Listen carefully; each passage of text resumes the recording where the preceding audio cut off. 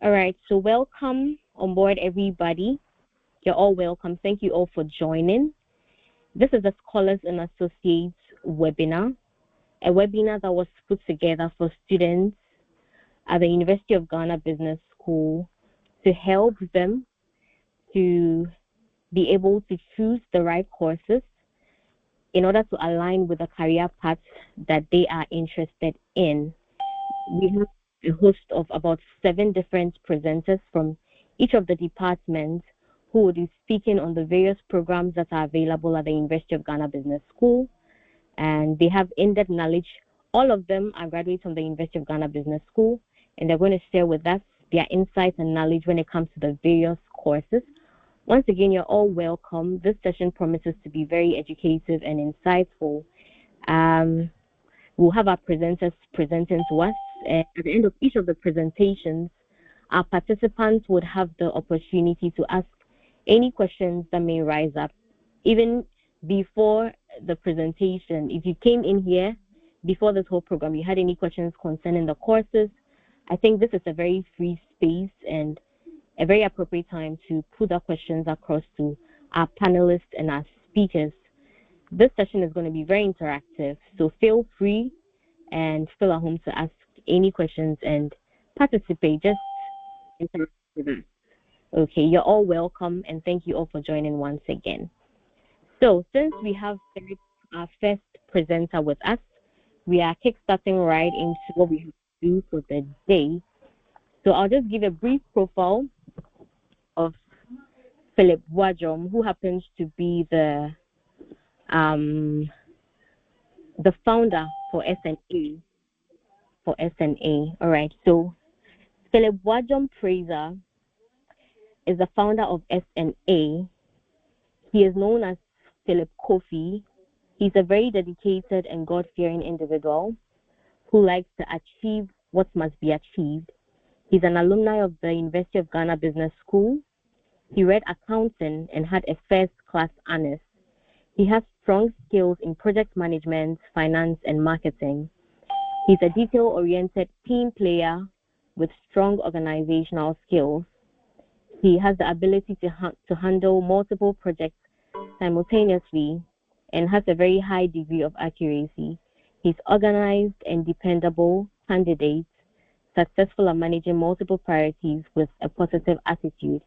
He has been a blessing to many students of the University of Ghana Business School, both past and current students, and he is here tonight as the founder of the SNA to share with us and give us some general guidelines on how to excel within the business school fraternity. As I stated earlier, Philip is the founder of SNA, and yes, he is an alumni of the University of Ghana Business School. He graduated with a first-class honors, and he'll be doing us the honors of giving us the introductory message and tell us a bit about SNA.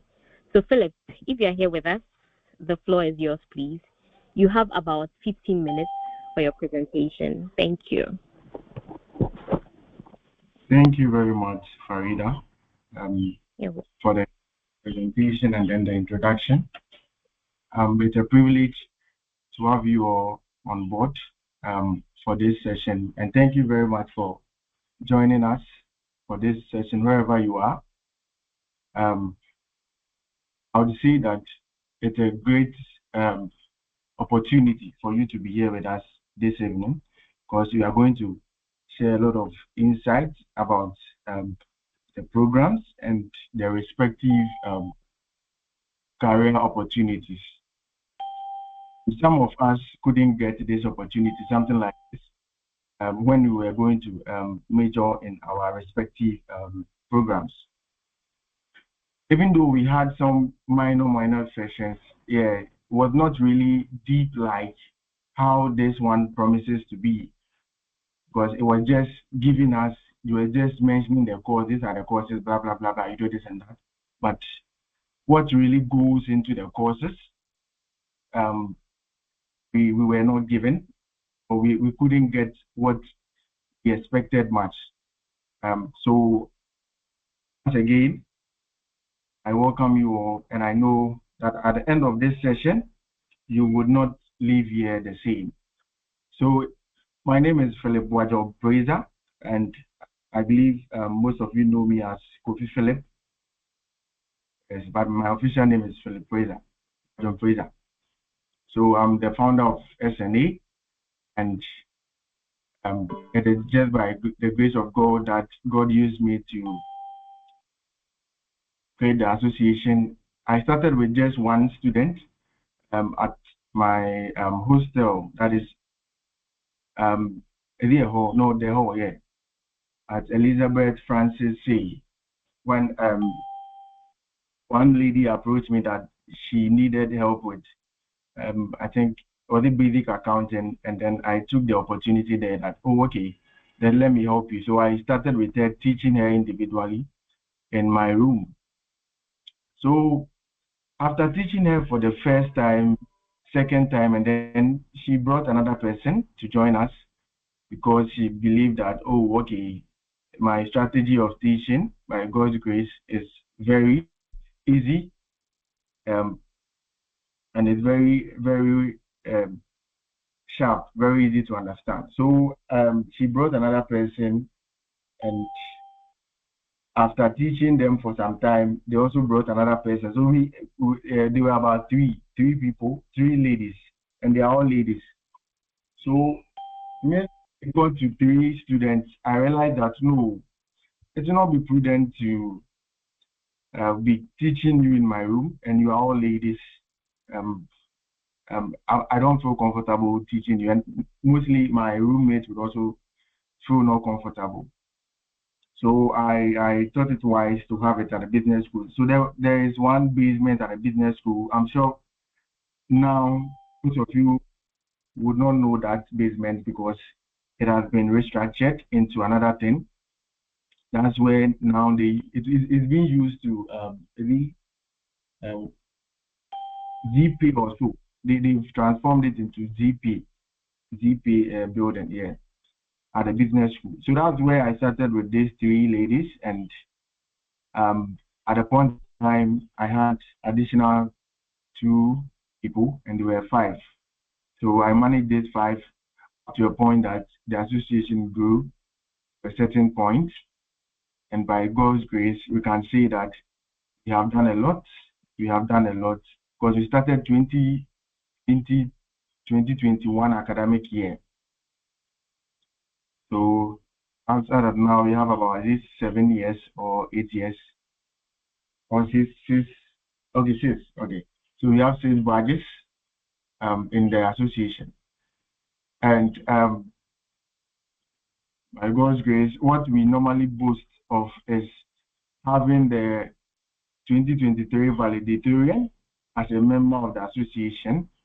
That is my friend Dada or Sabobu with a GPA of 3.98, of which since I entered UG, I've never seen anybody getting that GPA. I mean, at a business school to be precise, because the recent valedictorian had 3.96. So still, I know of for being the best student in terms of GPA. I don't know whether we should expect a higher GPA higher than 3.98 this coming graduation. So without wasting my time, let me do a short presentation. I don't know if you can see my screen. Look, let me start sharing. Let me start sharing.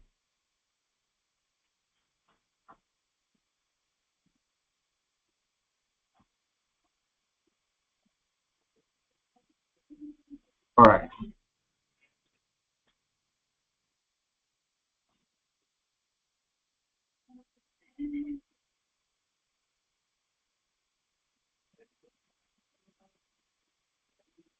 Hello, I believe you can see my screen. Yes, I can see your screen. All right. So, unfortunately, my presentation is not in a PowerPoint mode. It's just a normal selected words pictures. So, first of all, everything starts with God. God is the lifter of what? Men. God is the lifter of men. You can't do anything without God. You think that you are um, a very good student, but I can tell you for a fact that you can learn and go to the examination room and then write the exams thinking that you have passed or you have made an A. It will come and then it will shock you that you get a C plus or a B. Yes, some happened some time ago where some students got a D or I think C plus or D, and it came out that it was a mistake, and they changed it to A. I mean it didn't come out that it was a mistake. Then I mean those people would be given the D like that, right? So everything starts with God. You have to depend on God, no matter how good you are, how brilliant you are. If you don't have God, sorry, you cannot get whatever you want, right? You cannot get whatever you want. So everything starts with the Lord. Commit your ways into the hands of God, right? And He will direct the path. All right. And but also say that yes, everything is difficult. If it was to be easy, everyone would have done it, right?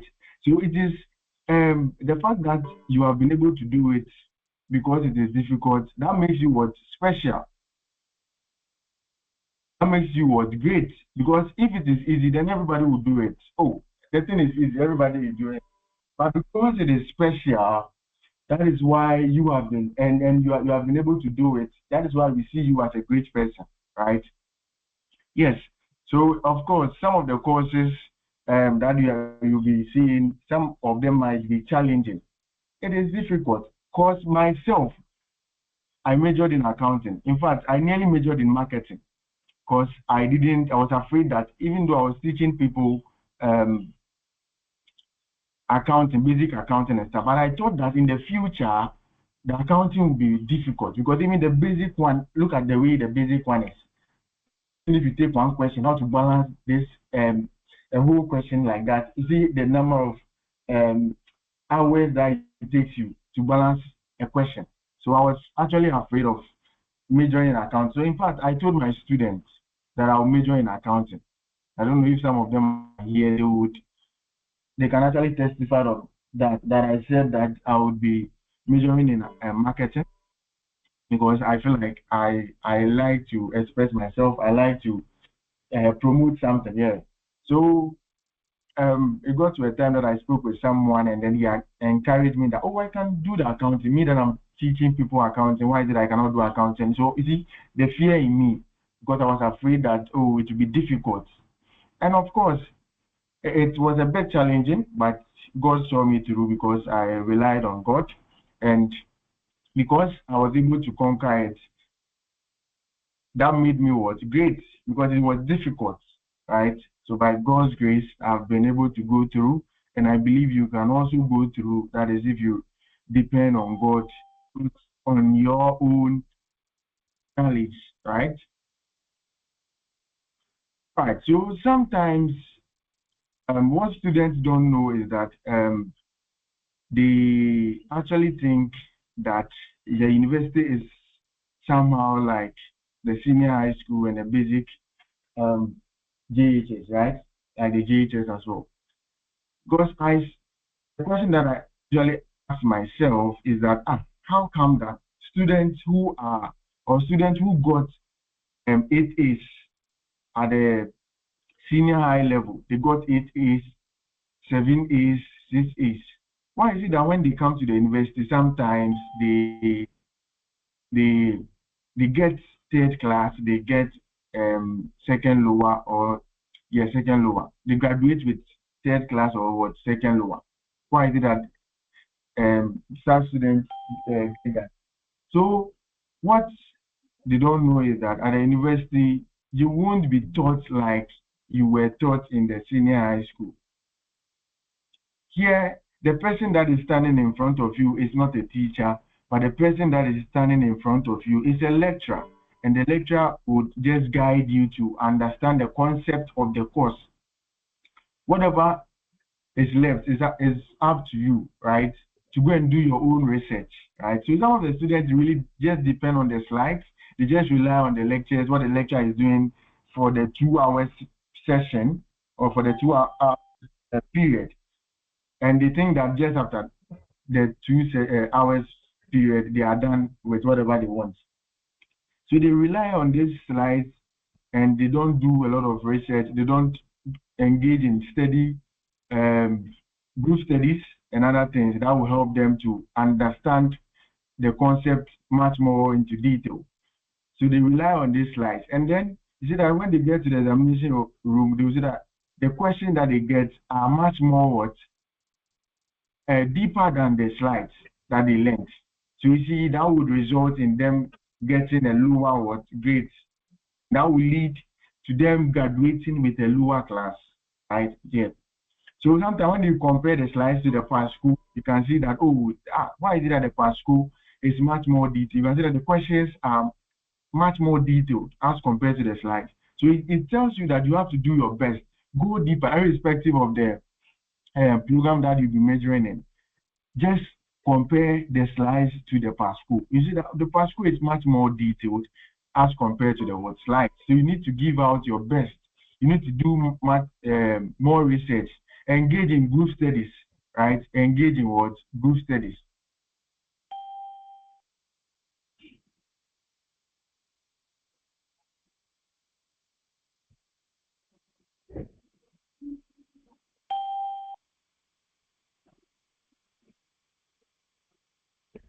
Okay. Now, and also at the university, aside God, God is the first person, and then aside God, it also depends on you, the individual. You need to put on measures to be able to get whatever you want.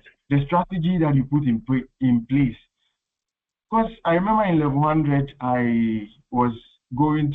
usually go to the BAM library to study because I was a fresher, level 100, and I had the motive of getting a first class. I want to graduate with first class because if you graduate with first class, hey, the respect that you get, hey, people will give you much more respect, and then you will get a lot of opportunities. So in level 100, I visited the BAM library. I've been learning all the way to the end of the semester.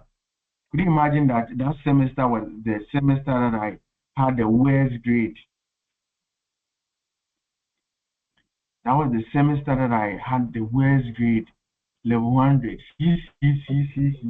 Hey, they gave me the C. You see? So just after the level first semester, I said, no, I'll not go to the BAM library again. For the BAM library, if you are going, everybody will see that, we are going to learn and stuff. Sometimes just the fame of going to the BAM library to learn. So I said, no, I will learn at my balcony. So at school, university, I was learning at my balcony. That's where, thank God, I had roommates who were not so much noisy. So I sometimes learned at the balcony, and that helped me, right? So it depends on you. Whatever you do to learn, whatever strategy that will help you, you go by that strategy. So you can see the image on my screen. The guy, you see the strategy that he's using to learn. So that is what will help him, right? Whatever you do to attain your class is up to you. Even if you lie down like this to get a class, do it. So it is up to you. However, we are going to go about it. So I use the balcony because I like that place. And sometimes maybe business school library small, but majority of the time I don't even go to the library, the reading room. By the time you go there, the place is full.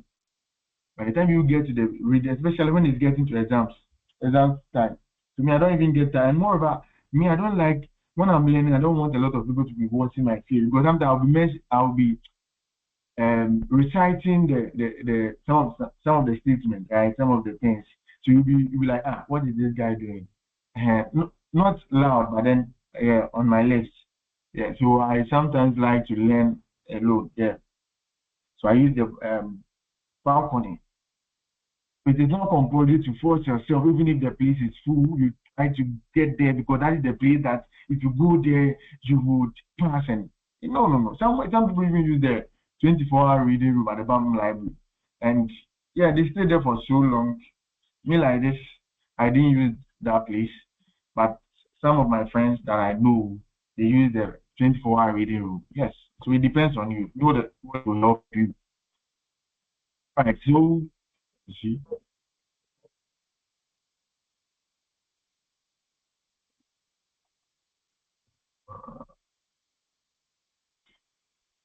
right, and also you see now that you have gotten about 4 months in the house, that is an opportunity for you to be able to study the slides. Like I said, you have some time. You see, even though you are on vacation, but then at least make some time and then look through the slides to know how the courses are, right? How the courses are, so that you prepare ahead. Yes, some of you, it's been long you visited your slides. So your slides are missing you, right? They are missing you. So please visit your slides. All right. So the S&A Association is an study hub that has been in operation for a period of time. My time up. How many minutes more? Yes, Philip, your time is actually up. You can start wrapping up now. Yes. Oh, okay. All right. So this is one of our sessions at a business school that is Scholars and Associates. So we do have a lot of study sessions, and it's been really helpful. So you can also see this one as well of study sessions, some students. And of course, you can't come to SNA and then you fail. If you fail in SNA, you are a member of SNA and you fail there, then it means it is you, right? It is not a teacher. It is not from the teacher. It is you because you didn't do your best, right? So this are some of the sessions. Okay, so this is also a time which I meet my colleagues that we graduated. So you can see, I think the last day at school, right? Last day at school. All right, so Scholars and Associates is not just into book learning. We are also into software training, right? So I think last semester or last year, or this year, the last semester or so, we organize software trainings. It's not just about the book. You also have to get some soft skills. So we had sections in website development, graphic designing, and we are hoping that next semester would have um, some for Excel and the rest. All right. So that is my friends. You know the type of friends that you choose, right? So this is my friend. These are my friends, and your friends. There's a saying that show me your friend and I'll show you your character. The type of friends that you pick at the university would inform the class that you get. If you tell me this is your friend, I can actually have some predictions, likely prediction of the class that you are going likely to get. If I know your friend, I actually know your friend who he is. So I met these people. I think for Foster in level 100, and then Paul I think in level 200 or 300 or so. Yeah. So these people are these guys are very humble, and I saw that they were not just really good, but then they were very humble. Because me, I don't pick friends who are rude, friends that don't respect. No, I pick friends that respect, and I saw that these people are very good. They respect a lot, even though we are friends, but they show respect. So know the type of friend that you pick at the university. So this was a time that we had a party. That is because we graduated with first class. Yeah. So I think is it Royal Ball or so something like that that the BAGC organized. And they invited us because we had the valedictorian. Yes. So that was a session. So so we exhibited our dancing skills, the program at the program. All right, so one last presentation, that is the last thing, and then I'll end it here.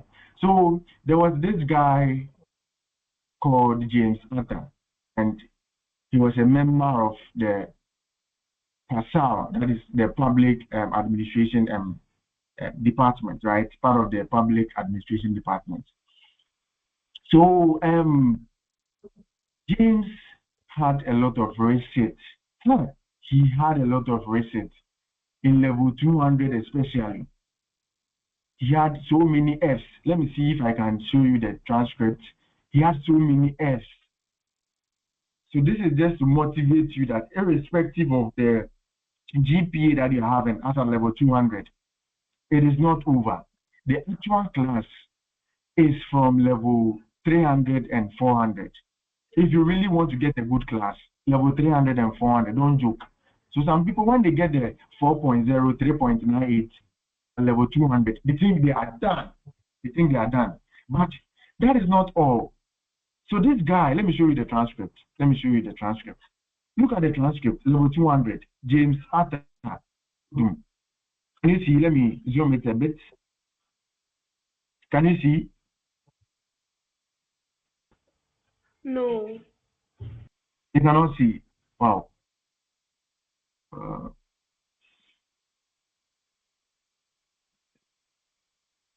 Let me zoom it a bit. I believe you can see now. Can you see now? Yes. So this is at a level 200, 2018, 2019. James Arthur was my senior at the university. So introduction to general psychology, 7.5. Biological psychology, C+, 7.5. Microeconomics and business, F0. Commercial law 1, F0. Fundamentals of accounting methods, F0. Introduction to African Studies, Chieftaincy and Development, C+, 7.5. So how many S did James get at level 200 first semester, in level 200 first semester? How many Fs? 3. 3 Fs. 1, 2, 3, S, 0, 0. So can you see the S at level 200 first semester? Now, let's go to second semester. Second semester, motivation and emotion, B. Introductory experimental psychology, C. Macroeconomics and business, C. Commercial law 2, D+. Introduction to financial accounting, D+. Academic writing 2, D+. How can you get 3 Ds, D+, in a semester? How can you get 3 Fs in a semester? Then you are doomed to stop the school. But look at what happened. Look at what happened to James. Let's see the quote from James. James said that all jokes aside, here is a bit of my story and encouragement to the you all. It is never over until it is entirely over. There was a time in my academic life when this became my story. Not for a second was I shy to admit that I needed help. I needed what? Help. I was determined than ever to get back on my feet. Although I found myself in an entirely different field, area of study from that of my high school education, I never let myself down. I sought for help and people came to my aid. I was ready to run to anyone who could help, lecturers, TAs, friends, roommates, etc. God being so good, I came out glorious. Never be discouraged by the present standing of what? Your CGPA. You are in level 100, you're having a 2 point something, and until you cannot make it. Hey, even level 200, someone that is done with level 200 now, if all the results come, and you get a particular GPA at that level, you can still make it. That is why the GPA is 1:1, 2:2. It means that in level 100, you'll be given 1 out of the 6, because 1 plus 1 plus 2 plus 2 is what? 6. So 1:1, 2:2. So in level 100, 1/6, level 200, 1/6. Whatever you get, you are given 1 out of 6. So it's something small. Level 200, level 300, sorry. You get 2 out of 6. It means you are getting, whatever you are getting there, you are getting 2 out of 6. So if you perform very well there, it means you are getting heavy weightings there. If you perform very bad there, it means you are getting heavy weightings there. So that level 300 and level 400, you don't joke there. That can disgrace you. You can be having 4.0 as a level 200. But if you joke and fool in level 300 and 400, you can even graduate with a third class. And that is what most of the students faced. In level 100, 200, they think that when they are reading those cheap subjects, they think, oh, and they have gotten better grades, they think that is all. And they would feel lazy. Sometimes when they get to level 300, 400, they think they are seniors. This is university, this is not SHS. That's why even as at now, mid-level SNA, we've stopped having classes for level 400. We have stopped having classes, lectures for level 400 because the 400, they think they are seniors, they want to show. Sometimes they come for class, they don't come. So on and off.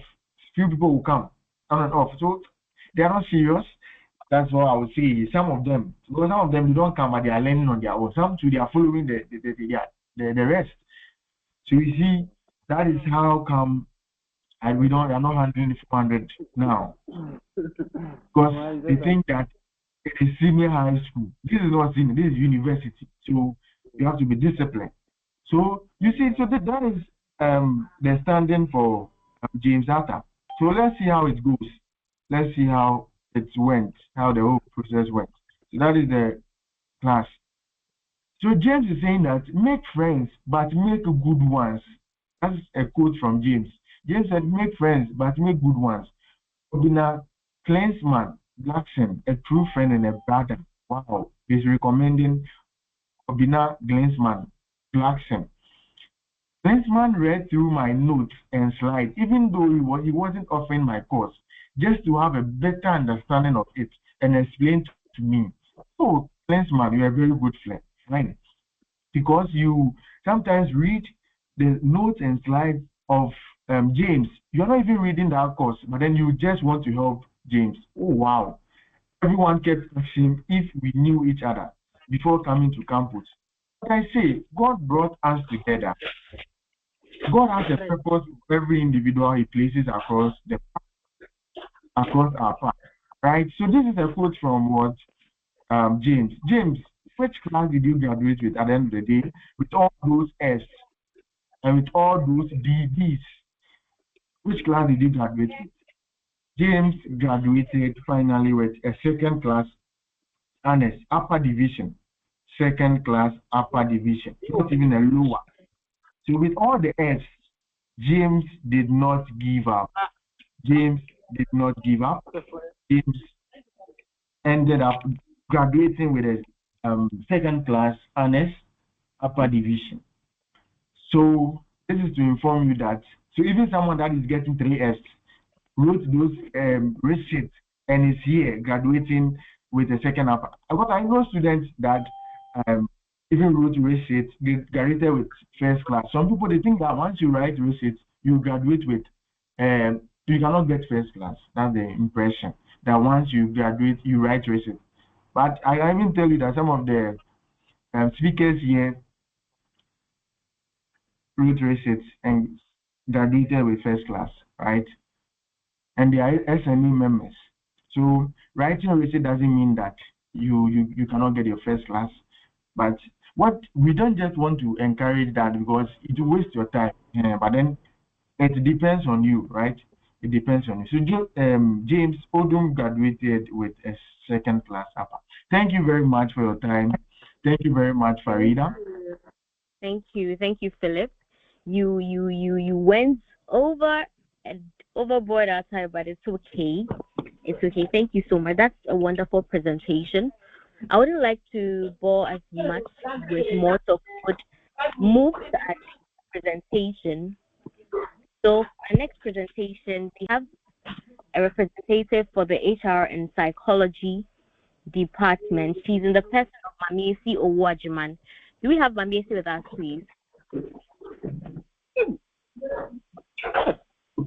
Hi, Mamiesi. Yeah, I'm here. All right. Okay. So you are presenting for us next. Let me give you all a brief of her profile, and then we'll kick right into the presentation. So Mamiesi Owajiman is a proud alumna of the University of Ghana.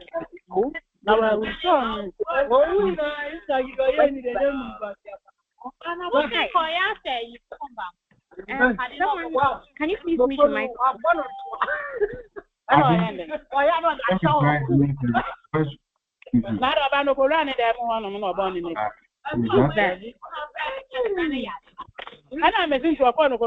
Is it teacher? Hello, can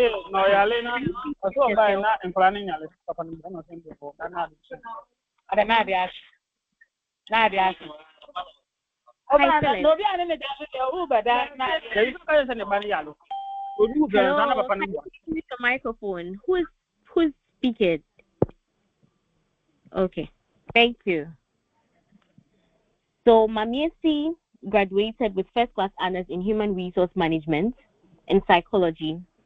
Beyond the classroom, she made her mark through purposeful leadership, first as General Secretary of the Volta Hall JCR, and later as Chairperson of the Electoral Commission for the Psychology Students Association. In both roles, she became known for her calm command, fairness, and ability to bring people together to get things done. She currently works as an HR outsourcing executive at Lene HR, managing nearly 300 staff with remarkable efficiency. Proudly calling herself the Gen Z HR, Mamiesi champions flexible work options, employee well-being, and modern HR practices that keep productivity at the forefront. Authentic, bold, and refreshingly honest, she brings a voice that reflects the realities of today's workforce.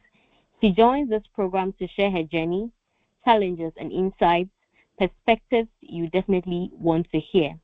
She was a member of the first batch of the SNA in 2020 and 2021 academic year. Mamiesi, the floor is yours. Thank you. Please kindly stay in time. You have 10 minutes for your presentation, please. And then another 10 minutes for questions and answers. Thank you. All right. Thank you so much, Farida, for that introduction. You're welcome. Philip, can you please help me present my slides?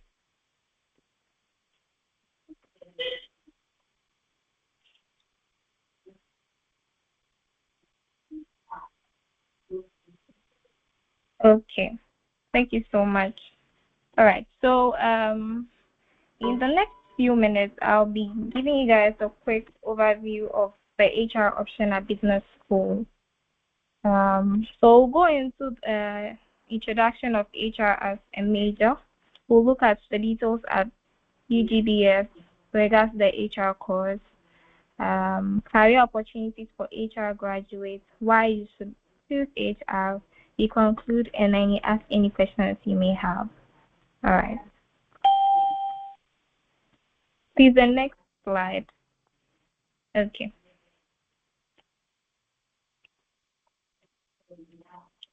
The next. Okay.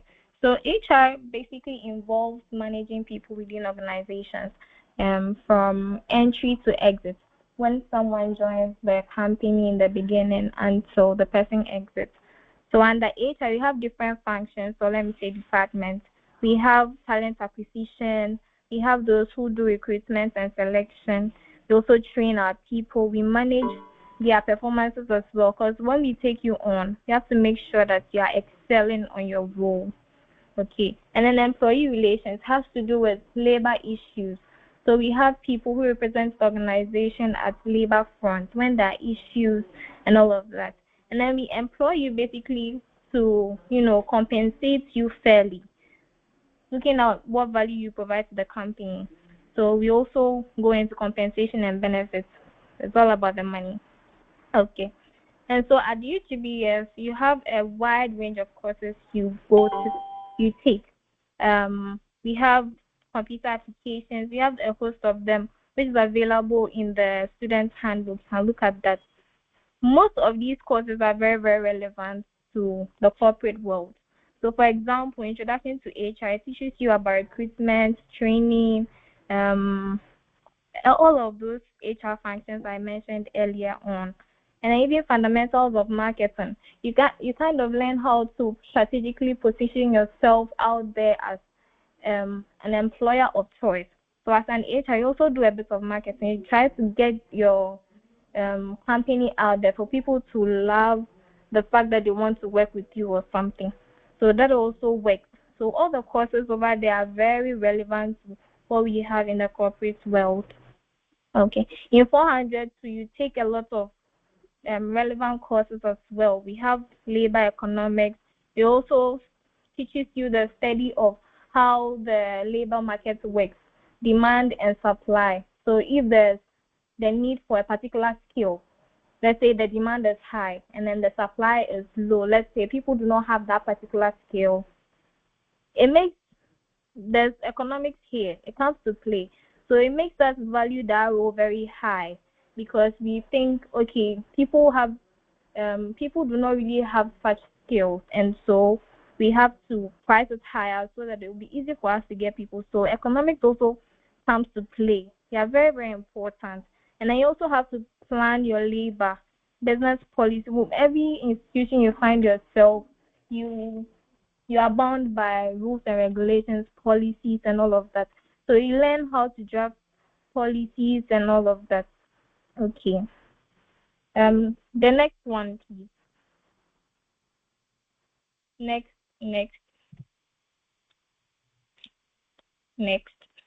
Sorry. Okay.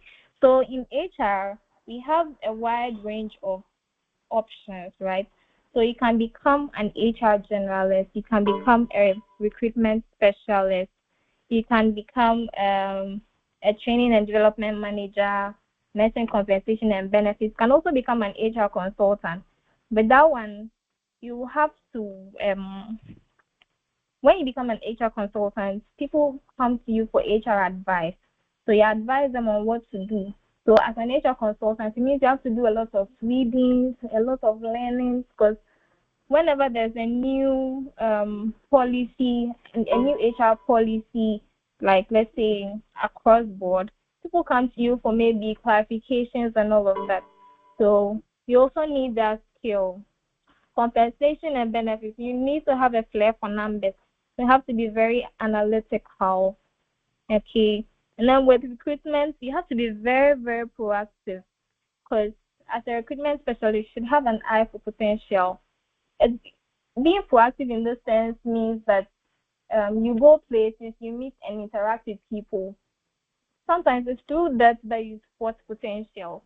Okay, so you don't wait to be told to look for potentials before you go for it. And then HR generalist, you need all the skills in this world because it takes you from entry to exit. Everything that happens in HR falls under HR generalist. Okay. And then the job market, when it comes to the demand for HR professionals, it's increasingly important because of how HR forms part of strategy today. Right now, we have a lot of companies employing HR business partners where they align business goals with the number of people they employ. So if the business's goal is to make 1 million Ghana cedis, it means that we have to employ people who can work towards that goal. So this is HR business partnering. So HR now is not just an operational function, but a strategic function of every organization. So it's very important. We use numbers to make decisions. Okay. And then we have growth opportunities. When I mentioned that talking about opportunities in all other industries, any firm at all, once people employ people, once someone is employed, an HR is needed, whether a private institution, an NGO, a public firm, HRs are very, very key. So there are lots of opportunities. You just have to position yourself strategically. And then emerging trends. Look at HR outsourcing. So right now, most companies are outsourcing to recruitment firms just to save costs, to save time, and to also reduce this whole politics in the corporate world. So instead of recruiting internally, they outsource with an HR firm, and then they do most of the work. And so if you're looking for opportunities in HR, I'll urge all of you, like most of you, to go for companies who are specialized in HR.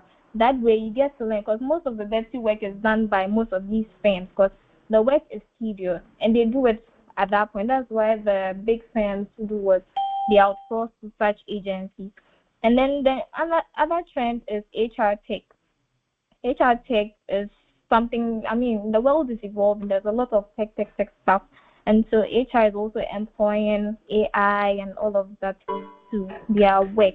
In this day and age, realize that even when you join a new organization, even with onboarding, AI kind of directs you as to what to do, where to get the company manual and all of that. So they are also evolving. Please move on to the next slide for me. Okay, thank you.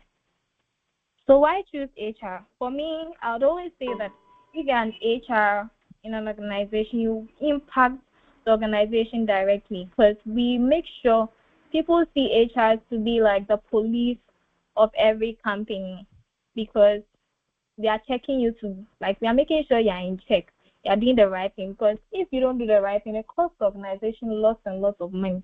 If there's a labor issue right now, it's not 50,000 Ghana cedis or something. Companies are slapped with a lot of money. So we impact the organization by saving them money, making sure that people do the right thing at the right time, and all of that. And then our skill, when it comes to our knowledge with the labor laws of the country and all of that, we also play a very key role. Because if you make a mistake and you go and, let's say you're supposed to pay someone 3,000 and end up paying the person 1,000, it's a big labor issue. And so it saves the organization a lot of cost. Okay. And then career flexibility. You can work at anywhere in this world. Anywhere. You don't have to be in the office to work, right? You can work in any firm you want to, because the opportunities are there. And then personal fulfillment.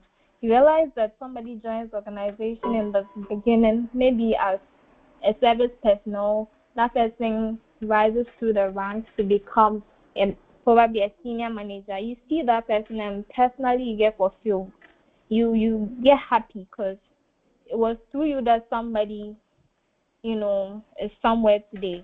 So it brings to us sometimes a personal sense of fulfillment. And then HR, I won't lie to you, is a very, very noble profession. You go somewhere and then you tell someone you're an HR, and it's just mind blowing.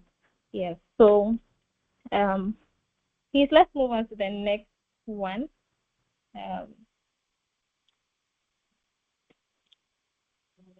Okay, thank you. All right, so in conclusion, what I would say is that you should connect. I don't want you to be in school and not connect. You should make friends, because you may never know who your helper will be after school. There are people that we just engaged over maybe we encountered each other just a few times, but I realized after school we become very close just because one person has been able to help the other. So when you see someone, just say hi, just be nice to people, and brand yourself. If we don't see you online, how will we see you? We have to see you, because if we don't see you, we won't know what you're even doing. You might be the best at what you're doing, but you should also be out there. In this day and age, digital moves. You can't say that I'm low key. You can never be low key. You should be outside so that we'll see you. You can brand yourself on LinkedIn, on social media. Let people know you and know what you can offer, right? And I should also take online courses just to upskill. Because sometimes you see people who have the knowledge, they have the skills and all that, but what's the certification to back it? Nothing. So you should also take some courses and have certifications to prove that. And take up leadership roles, because in whatever you do, it is very key. You have to lead. As an HR, you're always leading people. For me, I manage almost 300 people now. And so you should know how to lead people, talk to people. How to get people to make a decision. So it takes a lot from you. So you have to also build yourself from the basics. Like, for example, in school, you can take up leadership roles just to groom yourself, how to manage people, how to get people to attend events and all that. Because as an HR, you're always organizing events. And if you're not able to convince people to come for an event, you have failed. So it's very, very key. And then the next thing I would say is that do not be shy to ask for help. If you need help, just ask. People are willing and open to help you. Okay? And then when you're learning, so don't just learn and pass. I would say learn to understand. Because in every situation, for example, as an HR, whatever we learned in school, they are so relevant to me right now because it's the same things I'm doing. So if you are learning and you learn to understand, it's not new to you when you start working in the corporate world. It's just the same, okay? And then the last thing I'll leave you with is to pray. Just pray to God because God has always been in our story. For me, He has been in my story from day one. So just pray. Okay. All right. So I think I'll end my presentation here. Thank you so much for having me. And then if you have any questions for me, I'll be happy to take them. Okay, thank you so much. That was Macy. Sorry, that was a very excellent presentation. The floor is open for questions. If you have any questions, kindly raise your hand, and then you have the floor to ask, please. Mami, if I keep saying, Mami is on standby and be answering all your questions with regard to HR. If you would like to major in HR as a course, or you're interested, or you have any pending questions concerning HR, Mami is here to answer your questions, please. Just raise your hand and then unmute and ask your questions.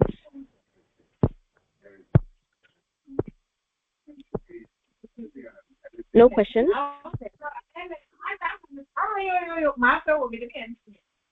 No questions for Mami Fua.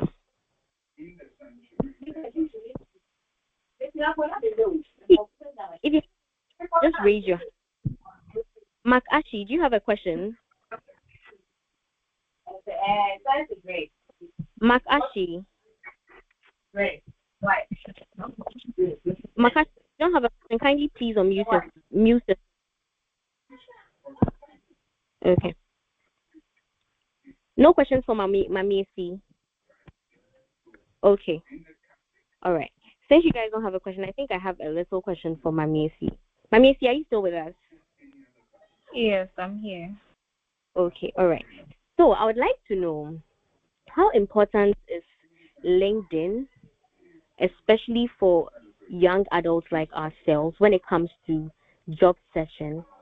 In our day and age, is this something that fresh graduates and even people who are currently in the university hoping to graduate very soon, is this something important that they should look out for, especially when it comes to recruitment and you as an HR person? What do you think about that? All right, thank you, Farida, for that question. So for LinkedIn, I would say that it's a very, very important tool for job seekers. Okay. If you come out of school, you might probably not know a lot. You might not know what's happening in the corporate space when it comes to recruitment and all of that. So LinkedIn, one thing you just have to do is to brand yourself. For me, what I normally do is that when I go online and I'm on LinkedIn, there are times where I'm looking for one particular, like I'm looking to fill a particular role, and I do not have any person. So I just go online. I go on LinkedIn, try to search for people who have such backgrounds and all that. So I can just text you and say, I have a role. Are you interested? And sometimes, so I get people DMing me via LinkedIn. Hi, please, this is that. Do you have any vacancies for entry levels? One thing I first check is your personal brand online. You can't just have a LinkedIn profile which is so empty and has little to nothing describing what you do or what you can do. Okay. So when people come into my DM like that, I look at their profile, and if it looks good and I have an entry level role, I'll put them on. There are some people who reach out to me, and then if I have a role, I put them on. You can't find interview. If we like you, we put you on. So it's just about the branding. You can't. There's a lot of pressure on LinkedIn, but it's also a very important tool. We are always recruiting. Every time there's an open role. So you just have to position yourself very well so that people will look out for you. There are some people who are even unemployed, but their brand outside, you see them, they come for interviews and you're like, okay, so this person has really branded him or himself and him or herself very well, but that person doesn't even have experience, right? Sometimes the branding, you just have to know how to brand yourself, and that will be it for you.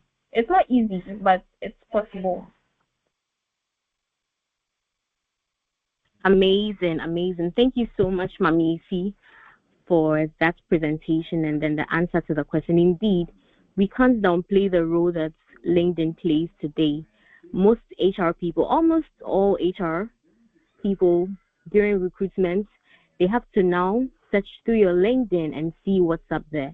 So for our university students, LinkedIn is really important. You should build your online presence. Thank you so much, Mamifa, for the presentation. We appreciate you. All right, so we'll move on to our next presentation. And that presentation is from the Health Service Administration Department, and it will be done by Paul Tay. Do we have Paul Tay with us, please? Yes, I'm here with you. Okay, all right. Thank you so much, Paul. So you're up next, and you'll be giving us a short presentation. So I read a brief profile about Paul. So he is Paul Tay. He is a Health Service Administration major student. He was the former head of academics for University of Ghana, Accra City Campus, and deputy head of academics for University of Ghana, SRC. He was once a key member for the UGBS Academic Committee and has currently been appointed to serve as the head of the Central Planning Committee for University of Ghana, Accra City Campus. So that's about Paul Tay, representing the Health Service Administration Department. Paul, the floor is yours, please. You have 10 minutes to do that. Thank you. Thank you very much. And I would like to take this opportunity to also say a very big thank you to the founder of this association, the Scholars and Associates. Yes, so when we talk about the health administration or the health service management, what we do is more like the HR. It's about management, but our own have a specific role which always has to do with the health sector. So let's say we are the HR, we are the managers of the healthcare sector in Ghana. So somebody may ask, I know a lot of people have questions in their mind, what is health service management? So it involves managing and leading the health sector system, making sure things are put in the rightful position or in order. So when you choose to go for health service management, it means you are choosing a new career path which is now evolving in the Ghanaian economy. At first, we don't really recognize the health service sector when it comes to its management and others. We always leave it to those who are generally doing the accounting in the HR and the other administrative courses. But right now, we have realized that there is a greater need when we get people who knows or who are more knowledgeable about what's happening in the healthcare sector to manage our healthcare facilities. Is going to cause a lot of development for our country, Ghana. So that is why we have introduced. At first, it wasn't health service. We were not on our own. It was health and insurance, something. But right now, we are doing it as health service management. And other thing I would say, in addition to what I'm saying right now, is a lot of things have changed in this particular program or in this particular course. So even those who just graduated, the courses that they are doing, and those who are the prospective level 400 are doing a different course altogether, which I believe those coming 300 will also follow the path of the prospective level 400. So for me to be quick, I would like to, please, if you can go to the next slide. All right, thank you. So for me to be quick, I would like to take you through some of the courses that you'll be doing if you choose to be in the health service department. So that is not on the slide, so you pay attention whilst I'm reading some of the courses that you'll be taking when you choose health service administration. So you'll be doing a course such as health service management. So health service management actually is a course. It will give you the general overview about how we manage the healthcare facility and what really happens in the health sector, even before we can make a policy, what goes into it before we come out with a policy. How did we came about the NHIS? How do we even measure the performance of our workers or the doctors and the nurses working or the health administrators? How do we manage their performance and other? And what are the current trends and the issues in the health sector? And we also do a course like organizational behavior in healthcare. So you see that everything that I'm talking to you now has to do with the healthcare. So you'll be hearing everything about healthcare. So organizational behavior is like the HR, how they manage individuals working in their companies and their behavior, their attitude, and how to use those things to make sure they achieve the organizational goal, which is the healthcare sector. You also be doing a course like the digital health and innovation. Digital health, it will tell you that right now, the health sector, we don't really use the pen and paper form. We have migrated from the pen and paper, and right now we are in the digital world. So maybe when you go to a hospital, when you are not feeling well, you go to the hospital, you see that they will just enter your name or maybe your health insurance number, and all your details will be shown on their system, which we call it the link. So that is one of the interface that we, the health sectors, we are using. So that is the digital health and innovation, and we have to be more innovative. How to maybe create some things to solve a modern problem. And we also be doing a course like health and safety management, how we ensure the safety of people working in an organization. That one is a broader perspective, not only in the health sector, but all other sectors. So you can, especially when you go to the mining sector, that one too, if you are doing health service, it means you can work in the mining sector and the oil and gas sector. So you also be doing courses like healthcare estate and logistics. You'll be doing a course like healthcare estate and logistics. That has to do with procurement, how we procure for the things, the items and the things, the medicines and everything that we use in the healthcare sector. How do we procure for those things? So you know you learn about procurement management, how to procure about those particular things. You also be doing statistics. This one is for those who don't really like mathematics. They are choosing health because they don't want to do any calculation. So they are trying to dodge mathematics. So when you come to the health sector, there is actually mathematics in the health sector, which is statistics, and you'll be doing statistics.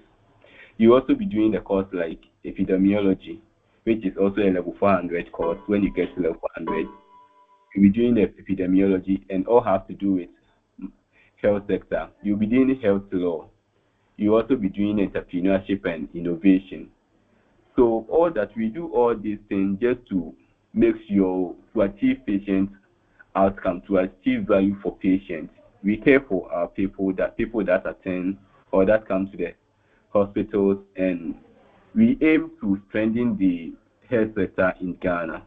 So the growing demand, if you start, I mentioned it earlier, if you check, the health sector is now growing, it's now developing. The demand is becoming high, and it's going to be fast and reliable, where people, in some few years to come, people will be handling their unemployment distance to the health sector, because there will be a need for more employers to work in the healthcare sector. So if you consider yourself doing health service management, it means the probability to get employed is very high. I remember I just submitted my internship letter. That particular day, the HR was just holding the internship letter and told me I should start the internship next day. It tells you how much they need those who are knowledgeable about how to manage the healthcare facilities and healthcare sector. If you're into health, it does not mean that you are going to become a nurse or a doctor or something, but you are going to become an administrator, a healthcare manager. You can find yourself in any of the healthcare, the Ministry of Health, hospital, and everywhere, including mining sector, oil and gas companies. You can be working there as well. So there are many career paths you can also choose to work on. So you can adapt to the industry changes. You can just adapt to the industry change if you really want to get employed as soon as possible. So please, if you can go to the next slide. Yes. So these are the career opportunities. You can become health and safety officer, biostatistician, hospital manager or administrator, the analyst in healthcare consultant, and any other administrative work. Anything about administrative work, if you check the courses that you are doing, it means it all has to do with administration. So you are like a manager, an administrator, but specifically in the healthcare. So what to expect from when you choose health management or health administration? The early morning lectures, I won't lie to you, the early morning lectures, Nananimo lecture, you have to, no matter where you find yourself, whether Kasua, whether Sapema, whether we don't care, you have to come to the early morning class, 7:30 class. It will drive you crazy, and you have to. There is more discipline when you come to the health sector or the healthcare department, and assignments, individual assignments. That one, you will be doing a lot of assignments, group and individuals, but the group works are more. That is why people always say, when you find yourself in the health care department or health administration department, it's easy for you to get A because the project work and the group work are plenty, and the individual assignment, they are plenty. So at the end of the day, sometimes you can even get A before the end of the semester. And some courses, I remember last semester, one of my courses, we didn't do exams. We didn't write any exams. We just did a project work, and that was our exams. So it's very good to be in the health service department and the field trips. So educational trips to industrial and healthcare facilities. You'll be going to Pantai. You'll go and see what is happening over there, and a lot of things also there. So, and academic excellence. When you choose the health sector, because of the nature and how we do everything about health sector is practical. So the moment you choose the health sector, it means it will be easy for you to get more A's. If you really want to get the A's or back the A's, you can get the A's only when you stay disciplined. So thank you. If there is any question for me. Okay, thank you so much, Paul, for that amazing presentation. Please, do you have any questions for Paul? If you do, kindly raise up your hand. The floor would be given to you to ask your questions. If you are interested in joining the Health Service Administration Department or majoring in that particular course, or you have any questions at all regarding that, please raise your hand and Paul will attend to you, please.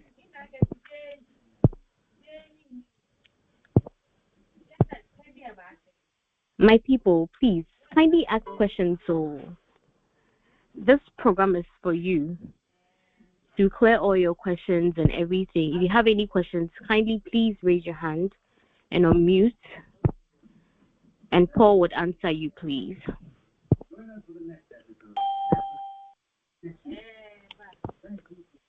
Okay, looks like there's no question for Paul, so we would have to let Paul go now. Thank you so much, Paul, for that amazing presentation. Now our next presentation would be from the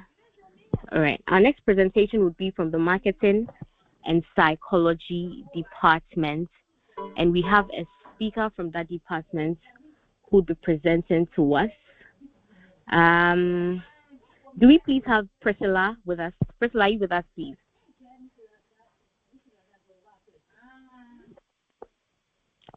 Hi, Priscilla.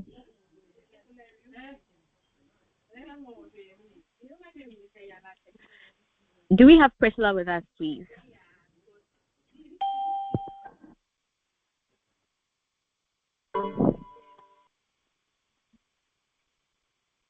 Do we have Priscilla with us? Priscilla, if you are here, kindly unmute yourself and let's hear from you.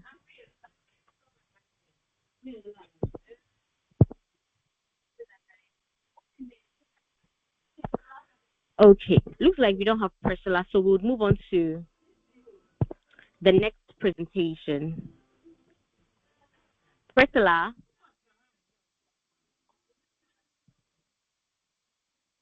are you with us?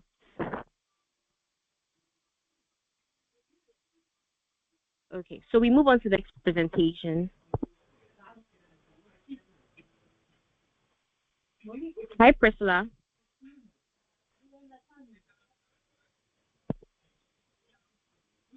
I think she's here. She's sharing her screen. She's the one presenting. Yes. Okay. All right, so I just do a brief introduction and a brief profile about Priscilla. So she's in the person of Priscilla Enam Agbenyo, and she's presenting for the Marketing and Psychology Department. So Priscilla is a dynamic marketer and administrative professional with a first-class degree in marketing and psychology from the University of Ghana. She has gained diverse experience across banking, governance, and brand management as a 2024 winner of the Modern Natured Creative Writing Contest, a member of the UNCTAD Youth Action Hub and the United Nations Economic and Social Council. She actively engages in global governance and youth empowerment initiatives. Passionate about humanitarian activities, she volunteers with organizations that promote education, health, and empowerment for vulnerable communities. She brings strong cross-cultural communication skills to her professional and volunteer work. Priscilla combines creativity, strategic insights, and empathy to deliver authentic solutions that drive both organizational growth and social impact. She was also a member of the second batch of the SNA in the 2021-2022 academic year. Priscilla, if you're here with us, kindly take us to your presentation, please.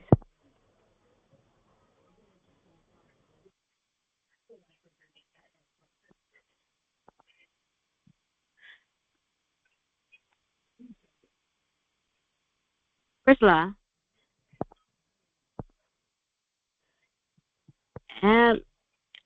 looks like you are muted.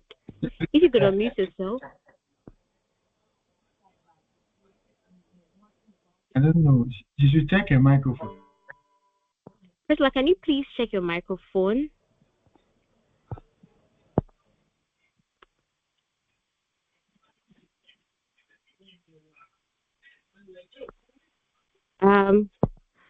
Looks like Priscilla is having a bit of a challenge. So we would have her rectify that and then have her presentation probably next. Do we have public administration with us, please? Our presenter for public administration is, we have you in the person of Eric Edenam. Eric, are you with us?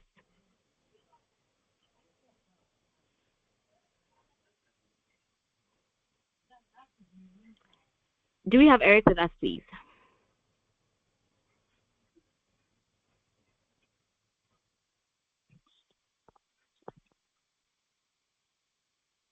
Looks like we are having a bit of a challenge.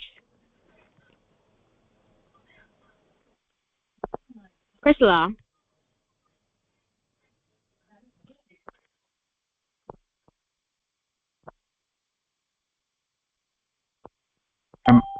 Priscilla, who's the next presenter? Yeah, so I just called the next presenter. That is public administration in the person of Eric Edenam. Eric, are you here with us, please?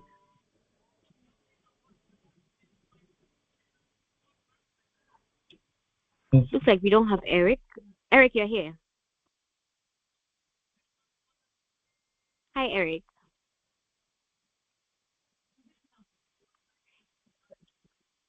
Can you hear me? Yeah, we can hear you, but I don't know. Do we have Eric? Do we have Eric with us?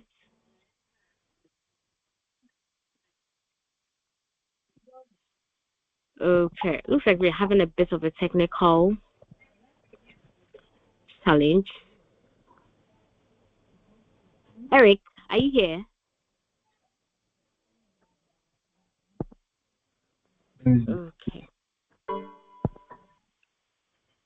Okay. So I think we need to move on to the next speaker, and that will be accounting in the person of Paul Sabogu.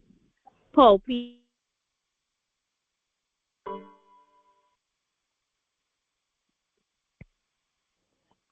Hi, please. Do we have Paul?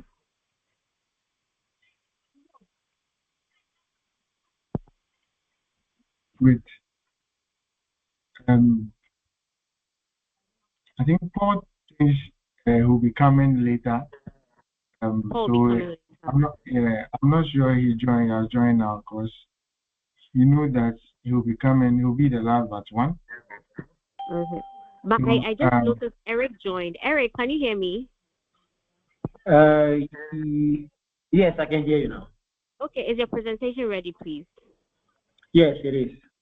Okay, all right. Thank you so much. I think Philip, you can help with the projection of the slides Yeah, so that we have it. Eric just made you the presenter, so try to present the screen and Okay. All right. So our next presentation. Apologies for the technical issues earlier. We'll have our previous presenter, present subsequently. But right now we have with us the representative from the Public Administration Department, and he's in the person of Eric Edenam Kofi Wowe. He's an entrepreneur, he's a public speaker, and a leadership enthusiast with a passion for governance and youth mentorship. He has a proven record in leadership and has served as president of PAZAL and member of the Council of Course Reps at UGBS and a district youth leader at the Reformed Pentecostal Holiness Church. He has held leadership roles in both senior and junior high school. He currently works as the general supervisor and administrative assistant at the office of the CEO at Maxwell Investments Group, where he supports high-level operations and strategy as a national service personnel. So, Eric, the floor is yours, please. Kindly let's have your presentation. Yes, thank you very much. Can you all hear me? Yes, please. Can you see my screen? Yes, we can see your screen. But before then, Priscilla, if you can hear me, kindly could you please rectify your technical issue because you might be presenting next. Okay, Eric, the floor is yours. All right, thank you very much once again for that introduction that you gave. I acknowledge all the presenters that have preceded me earlier. For the sake of time, I'll jump straight into action. So this is public administration. This is my table of contents that I'm going to use for my presentation. I'll try my best to stick to the time given me, so I'll be skipping some details. Okay, so my introduction, I prefer to talk about things to consider when choosing a program of study. So with my experience, when we were about going into level 300 as a BSc student, one of my friends asked that, Eric, what do you intend majoring in? And I said, why do you ask? And he was like, okay, so I also know what to major in. And I said, bro, so are you just going to pick a program just because Eric is going to do that too? Like, something else has to inform your choice of program of study. And I believe this is a mistake most make. Some select programs because their friends are going to do it, or maybe because they think it's easy to read or something. But those are not good reasons to guide your selection of the program instead. So rather, I recommend these areas to be looked at when you are selecting your program of study. So the first one has to do with your interest. Okay, so your interest is your program of study that you are choosing will in turn lead to what work you do in future. So you should be thinking about what aligns with your interest, the things you like to do. For instance, if you love animals, then consider. Can you please hear me?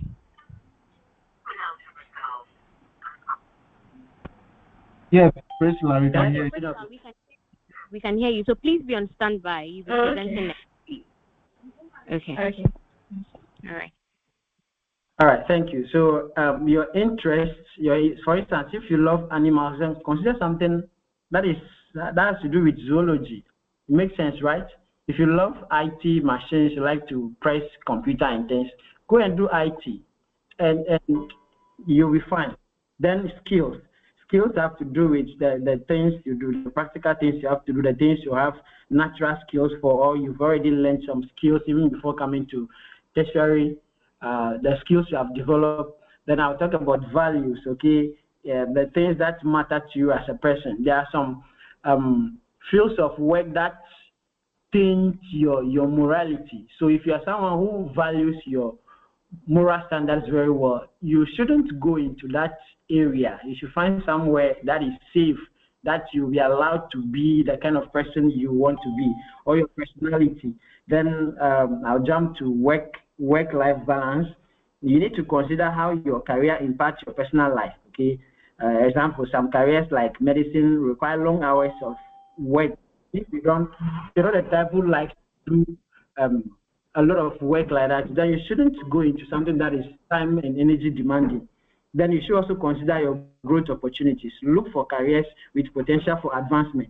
Example, tech fields often have opportunities for professional growth and innovation. So these are things you should consider when you are selecting your career path, but not a matter of my friends are doing it or it's easy or something like that. No. So I'll jump in straight to some of the courses you'll be doing in the Department of Public Administration. So when you come in level 300 first semester, the very first course or lecturer you are going to meet will be for Political Section of Administration. And this course basically is just a little upgrade of what you did in level 100 in Introduction to Public Administration. The course that made many to swear never to major in public administration, which I don't know why. Yeah, so Political Section of Administration repeats some topics from Introduction to Public Administration and just adds a bit of other few topics to it. Then constitutional law. Constitutional law helps students to appreciate the Constitution of the Republic of Ghana and also to understand how the Constitution or the laws of Ghana interplay with democracy, good governance, and public administration. So it's not as deep as what people do at the School of Law, okay? So let it not scare you. It's very basic for you to just have an understanding of how Constitution affects the works of public administrators. That's basically it. Then management of NGOs, course that is only available for BSc students. BA students do not do management of NGOs, okay? But it's a core course for BSc students. So this course will expose you to the concept of the emergence of NGOs, how they came about, the theories of NGOs, how to manage NGOs. It helps you to understand and know how to draft proposals and yes, everything relating to the management of NGOs. This course exposes you to that.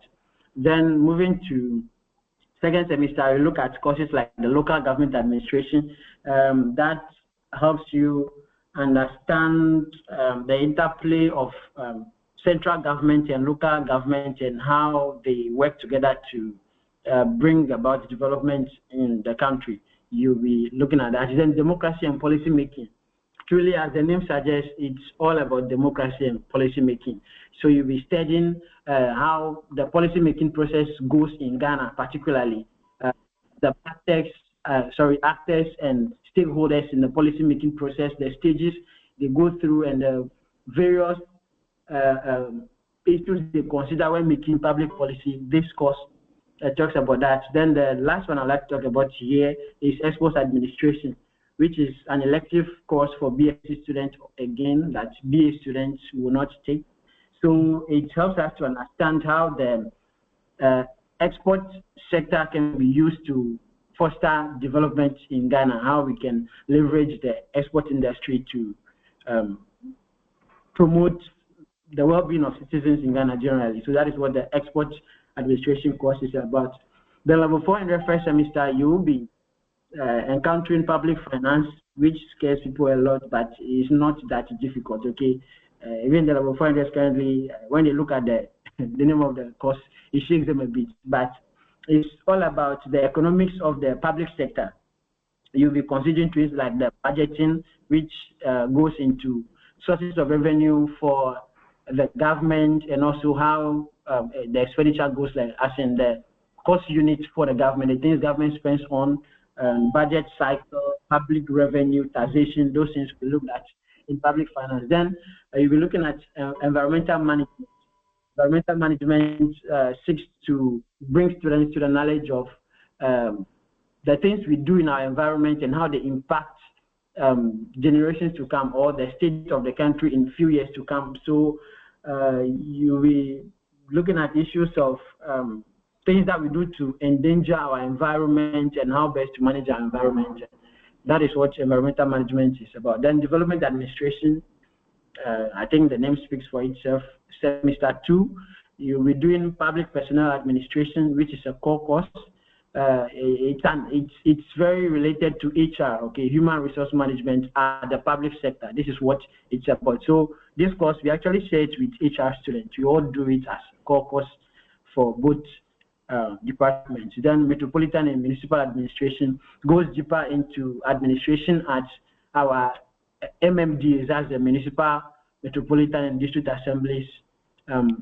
What goes on there, how to administer things over there to bring about. Sure, yeah, development in the country. So that is what that course is. Then public sector accounting, which is an elective course that I chose just to give or add a bit of this accounting thing to my transcript to enrich it, and also to understand how accounting is done, particularly in the public sector. So this is just a summary of some of the courses. These are not all. Some of the courses you'll be doing if you intend to major in public administration at University of Ghana Business School. So I'll move to the career opportunities, which is of more interest to me. So I categorize the career opportunities in the Department of Public Administration into 4. The first has to do with the public sector or the government sector. Then second category is the private and non-governmental fields of work. Then academia or education side. Then the fourth one, or the last one I'll talk about, is the international career opportunities available to public administration students when they come out of school. So under the public sector, the first one there is policy and governance. So under policy and governance, that's just an area, it's not a career, okay? It's an area, and there are different career opportunities under it, some of which are policy analysts. So as a policy analyst, you are going to have so much knowledge in public policy, okay, so that when policies are being drafted, you'll be consulted by the state. So you sometimes, when these new policies are coming up, in the next electioneering period, you are going to hear political parties make promises as to when they come into power, the things they intend to do, which will become policy. So when these issues come up, these policy analysts are invited to radio and TV stations to come and speak on these issues and explain to the citizens that if this government comes and they really do this, this is going to be the implication that will come with it. Even before the political parties come out to say these are the things they intend to do, they first consult these policy analysts to help them design these things before they even come out public with them. Then another career you look at under policy and governance is public policy advisor. Because of time, I cannot explain all, so I'll just mention them henceforth. Okay, I will not explain what those career opportunities are about. So, from policy analyst, I'm not talking about public policy advisor, legislative researcher, government relations officer, and so on. Then the next category is public management and administration. So with that, we are talking about administrative officer, DCE and MMC. So basically, the position of a DCE or MC is not a political one. It's supposed to be looked at from the person's competence as an administrator. So it's just quite unfortunate that currently it is a highly political position that the president appoints the DCE without recourse to considering whether he truly has these administrative capabilities or not. But that is what it is meant to be. Okay, I'm being prompted that my time is getting exhausted, so I'll speed up a bit. So these are broad areas, my people, the intermediate level 300s, to consider. Go and do researches about these areas of work. Private, you'll be talking about the corporate and public affairs area, consultancy and advisory, corporate social responsibility officer position, then NGOs, which I mentioned one of the related courses earlier.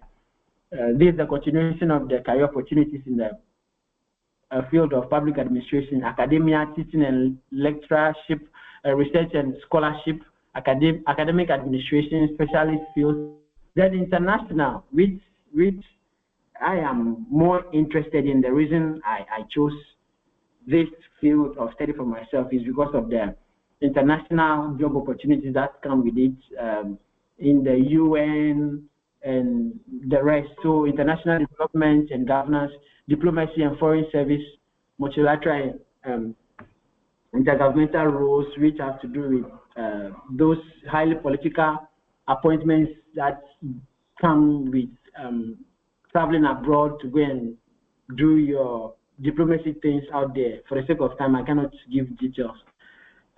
So in my conclusion, I would like to talk about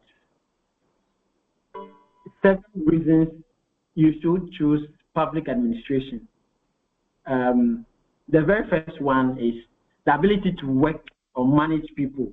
So public administration, if you go on to read your MPA, that is Master's in Public Administration degree, you will be put in that position where you'll be managing a lot of people, because as an administrator, you are running the entire organization.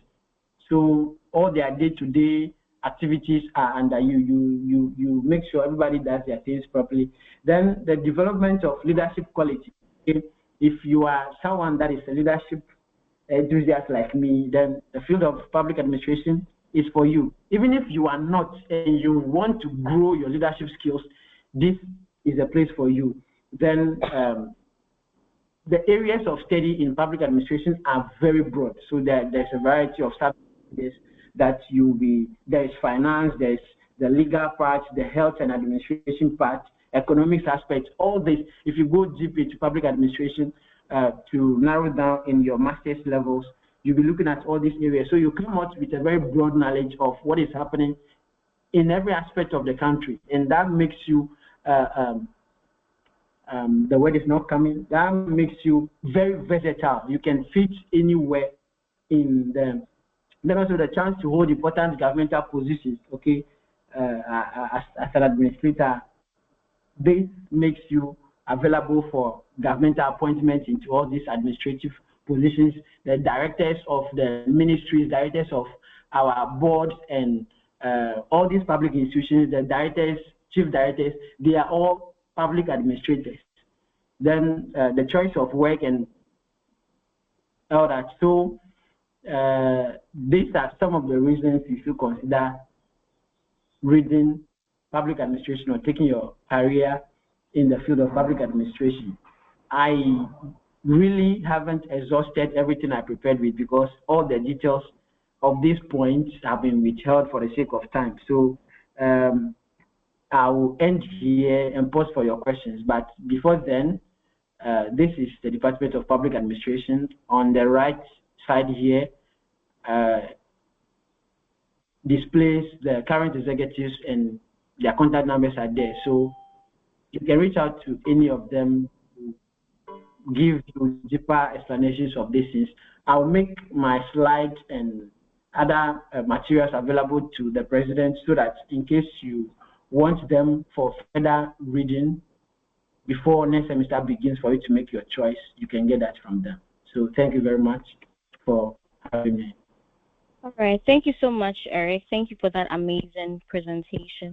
Now the floor is open for questions, please. Participants, please, this webinar has been scheduled for you to clear all your doubts, to answer all your questions, and bring you clarity on which courses to major and how these courses would impact or influence your career choices and your career path. And so, please. Recording has started. You're being encouraged to ask questions, please. Kindly ask questions. If you have a question, please raise your hand and the floor will be yours. Don't be shy. Don't leave here with doubts and still being confused about which course to major in or not knowing what to do. Feel free. This is an interactive session. Nobody is going to beat you. There's no wrong question. There's nothing. Just feel free to ask any questions that come to your mind. Please ask questions. If you have a question, please raise your hand and unmute yourself, and you'll be allowed to do so, please. Question time. We just had a presentation from the Public Administration Department, and Eric helped us to dissect that. Questions, please. Okay, Akwesi, you have a question. Please unmute yourself.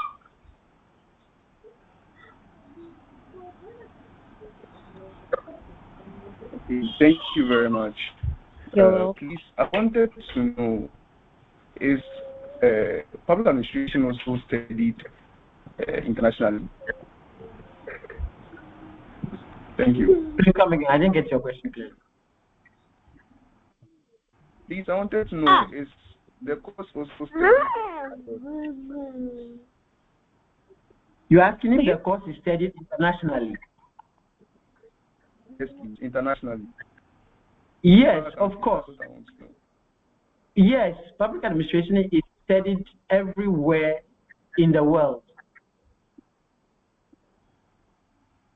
It's studied everywhere in the world. Yeah. If you move from the law school towards business school, you'll find a building on the left somewhere. It says it has its level on the signboard. I'll find the name. I'll search and give it to you. There they do a master's program that is related to public administration that positions you for diplomacy or diplomatic work. So international relations programs at the master's levels are done there, and they are public administration courses. So public administration is a worldwide, done everywhere, because administration goes on in every part of the world. Okay. All right. Akwesi, has your question been answered, please? Okay. All right. I think we have another question from Sechi Herbert. You can unmute yourself and ask your question, please.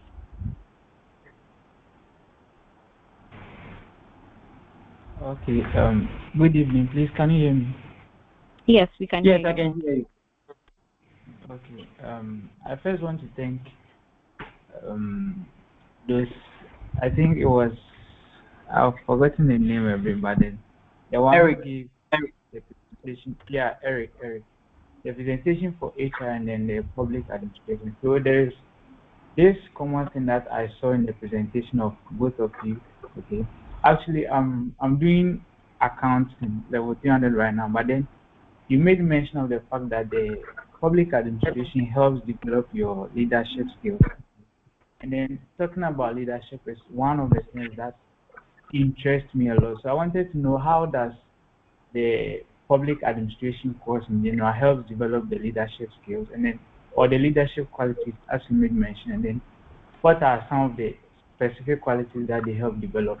Because I saw it in the presentation of the HR lady, I think Mamiesi Ajman. Yeah. Okay, thank you. I get your question. You want to know how public administration helps develop leadership skills, or how leadership skills are best used in the field of public administration. So when we talk of administration, you are basically managing human beings and material things of organization to achieve a purpose. So there are a set of people in the organization occupying various roles, and it's your duty as the administrator to make sure everyone does their thing. You develop what they do as the administrator, because you determine with management what is supposed to be achieved by the end of whatever period you are looking at. Okay, so with that, you develop what they do, and it's your job to make sure they do what they have to do. So you are managing people. That's the work of the administrator. So you, like, those interpersonal relationship skills are very needed. Communication, ability to understand situations and find solutions quickly, because when people have issues, they will tend to, in the end, they're supposed to resolve whatever issues they are having. So that is where leadership skills come in.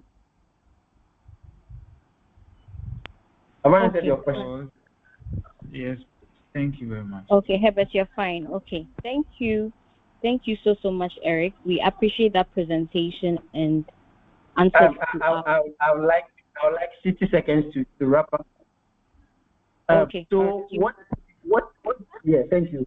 What happens most of the time is that people come into the Department of Public Administration thinking because it's a reading program, or it's a program that has reading courses, it's easy. So those who, excuse me to say, don't like studying, sometimes they are the ones that come into the Department of Public Administration, and then they come and crash, because it's not as easy as you are thinking. No program is easy. So if you think you are running away from any other course because you think they are more difficult, so you are running to find a safer place in the Department of Public Administration, you will be disappointed. You will be disappointed because you will not find it easy. You will have to read and digest and understand, because these are not regular things to do in other, that you just memorize formats and place figures in names. I'm not shading, but it doesn't work here like that. You need to read and understand before you can reproduce in exam something. So it's not a program for lazy people. Let me clear that. Amazing. Thank you so much. Thank you so much, Eric. We got that. We got the message very clear. So public admin is not just any course that you would fall back on because you think you are running to an easy course, right? You should have a reason. You'll be and you should have a purpose, and you should actually want to do it and go in for it. Thank you so much for that presentation. Thank you. All right. So we will go back to our previous presenter, Priscilla. Yes. So Priscilla, can go ahead. Yes, please. Yes, we can hear you. Hello, can you hear me? Yes, we can hear you, Priscilla. Can you hear us? Can you hear me? Yes, Priscilla, we can hear you. Hello. Hi, Priscilla. Hello, can you hear me? Yes, please, we can hear you. Okay. Then let me project my slides. Okay.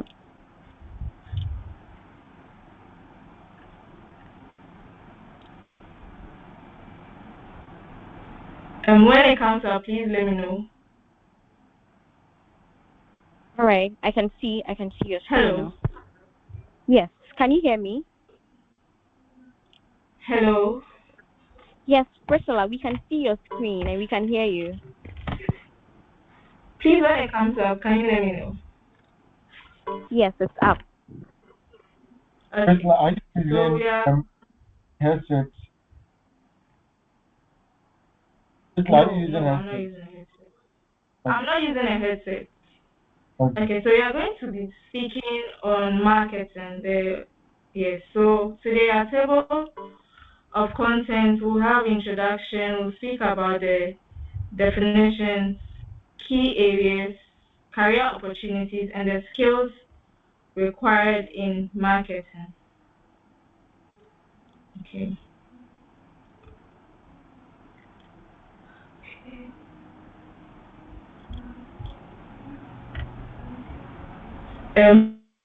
So we'll start with the definition of marketing.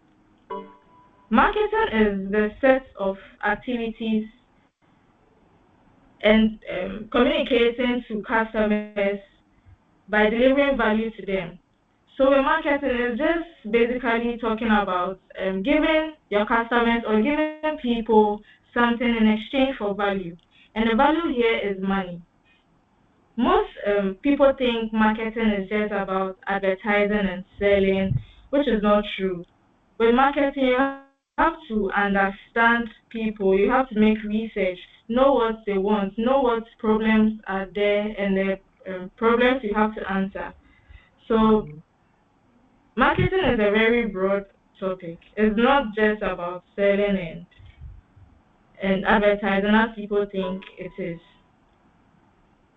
There are 4 basic components of marketing. We'll talk about the products, that's or goods and services we offer. So as marketers, you have to offer something. It's either goods, water, bread, drinks, or services, education, hospitality, advertising. So these are the things we offer. And then the second P or the second marketing mix is the price. So when you offer something to people, you have to get value from them, which is the price. Mostly in money terms, yes. And then we have the place, which is the distribution channels. So now with technology, we don't necessarily need a physical building to market your product. You can use online. So we have online markets. People shop, buy things from online stores. You can have them from mall markets. So, and the last P is promotion, which is basically about communication and advertising. So when I'm able to convince a customer about my good or service, I'm promoting it. I'm communicating to that customer about what I have to offer. Please can you hear me as I'm speaking?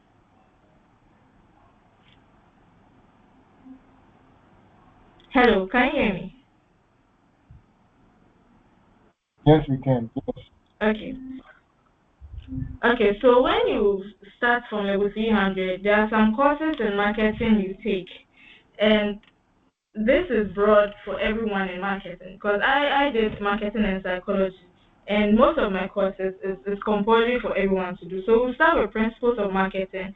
It's basically the introduction to marketing. Like it gives you the idea of what marketing is, the concepts, the terminologies, everything about what marketing is.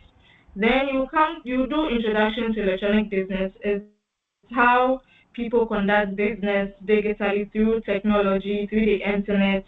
You don't necessarily need a physical building to transact your business or marketing. No, you can do it online. We also have sales marketing, another course you offer, basically about hiring. It's kind of the HR course of marketing.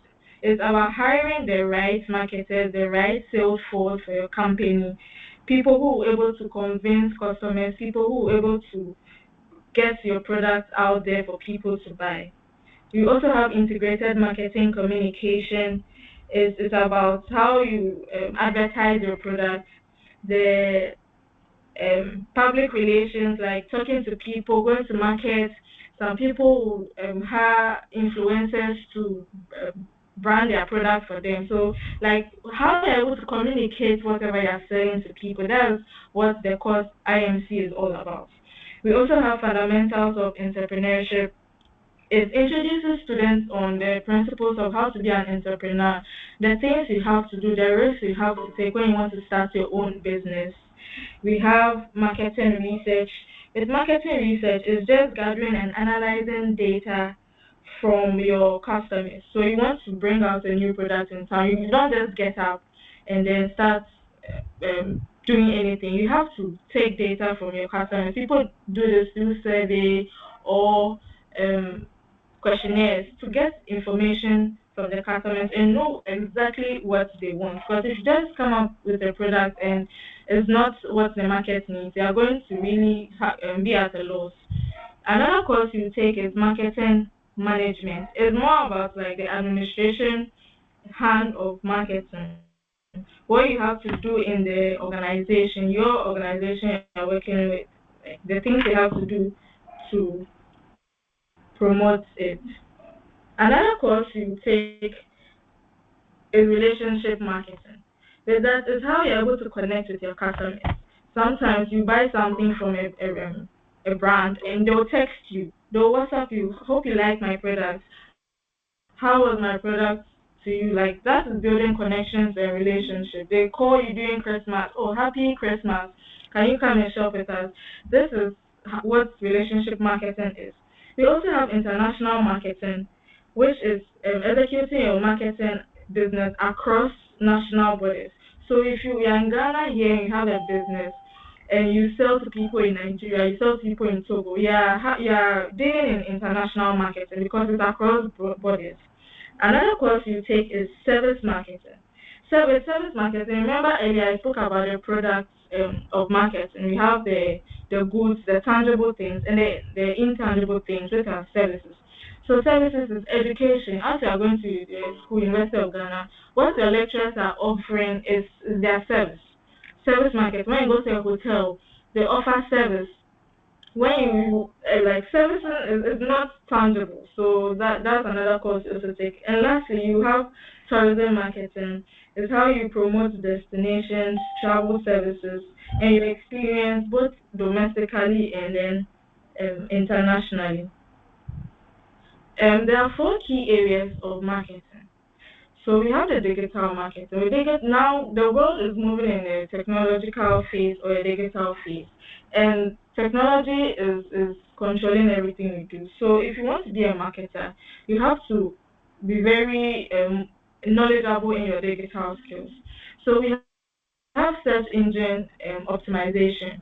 We have social media marketing, content creation, email marketing, copywriting. These are all the digital skills you need when you are taking like the marketing course. You have to really be knowledgeable in it.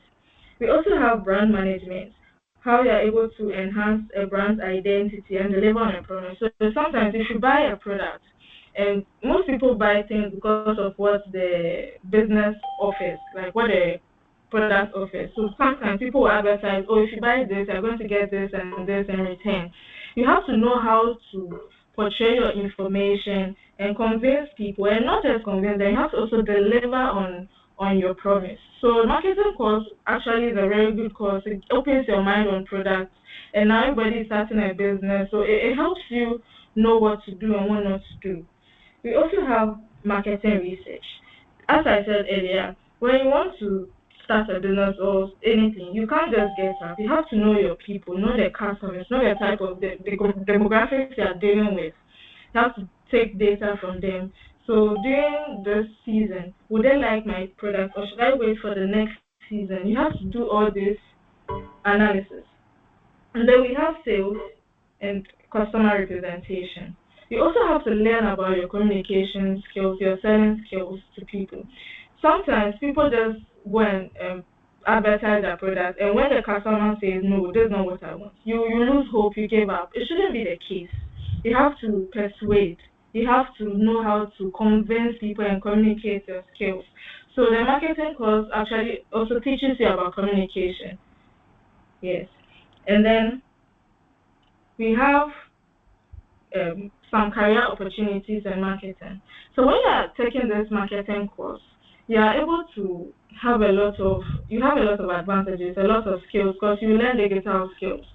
And then with that, you'll be able to become a content creator, social media marketer, a copywriter, an email marketer. Like if you are those shy person and you don't want to be talking to customers most of the time, I think the digital marketing specialist will be a good role for people. You are behind the computer, you advertise for a company or a product. They don't really see your face. So if you're a shy person, you don't know how to talk to people, you can venture into this skill. We also have customer service. You can become a customer service representative. You can become a market research analyst, relationship officer, brand strategist, sales executive, marketing manager. Like the opportunities in marketing are so endless. You have a lot of things to choose from. So I will actually encourage people to take this marketing course. It's not so easy as it seems, but you get life skills. Let me put it that way. But before you take the marketing course or before you venture into marketing, there are some basic skills you need. You need both hard skills and soft skills. What do I mean by soft skills? Soft skills are your personal attributes. This one you don't learn it from anywhere. Your social abilities. Are you able to communicate well? Your emotional intelligence. So when you want to sell something to someone, the person is being rude to you. Will you be rude in return to the person? No. You just ignore whatever insult you're receiving. Because you're convincing me to buy something from you. You don't have to be rude when I'm being rude to you. So you have to have your social skills. You also need to have your hard skills. So the hard skills is basically about having technical skills or abilities. So some of the skills you require in marketing are your digital literacy. You should really take that into consideration. Like the world is moving in a very fast technological space, so you have to take your digital skills seriously. And your communication and persuasion skills, both verbally and written. Because with marketing, sometimes you don't just speak to people, you have to write it down, make them read. So as they are reading what you've written, are they able to resonate with what your brand is saying or your business is saying? You have to be able to speak well, not speak. Sometimes you lie. With marketers, you have to even learn how to lie. And then we have your creativity and innovation. You have to be creative. Don't just go with the trend. You should create your own trend too. Be creative. Have analytical thinking. So sometimes you want to sell your product to someone, and then you see that the person is in the market. They are going to the market to sell, and you dress like you are going to how should I put it, a big company. The marketers will feel less of themselves because of what maybe you wear heels, you are going to the market, but you want to, no, you have to think and like, no, I have to come to their level and dress like them so that they'll be able to understand me well. You should also have problem solving skills. Always come up with solutions and then like come up with solutions and help people by bringing good products out there. So in conclusion, marketing is essential to business growth and customer engagement. So if you have a business and you neglect the marketing aspect of it, just be prepared to be at a loss because marketing is everything. Everywhere we go, even the business school is marketing. University of Ghana, you do marketing because people always talk about, I want to go to the University of Ghana. The experience or the idea they have of University of Ghana is all marketing. So everything you do, even yourself as a student, you have to market yourself. Don't just dress anyhow. Before you even consider taking a marketing course, you should market yourself too. You should know how to speak to people. You should know how to dress. You should know how to even walk. So marketing is everything. And marketing is not just a course. It's also a way to influence society and drive innovation and create impact. Marketing helps you to solve problems. You come up with solutions. Someone was able to solve a problem by bringing up a laptop. Someone was able to solve a problem by creating a fan. Solve a problem by building a car. So you should always be innovative. Come up with things to solve nations' problems. Yeah. And globally, marketing is being reshaped by technology and sustainability. As I was saying, with marketing, you cannot take out technology away. You can't take digital skills away because it's the core of marketing. So as we are going to study marketing, don't just say, oh, it's a reading course if I read out part. No, you should also train your skills. You can take online courses to enhance your digital skills. And as a marketing student, take your personal brand serious, especially on LinkedIn. LinkedIn is now where people get jobs. So if you want to get like a job, you want to put yourself out there, you should take your LinkedIn very serious. Like I mean very serious. Because if you want to go for a job as a marketer, the company will have to research or you go to your LinkedIn. And if they don't see anything nice in it, like you branding yourself, how sure are they that you'll be able to brand their product or brand their organization? So take marketing very, very serious. So I'm done. Was there any questions for me.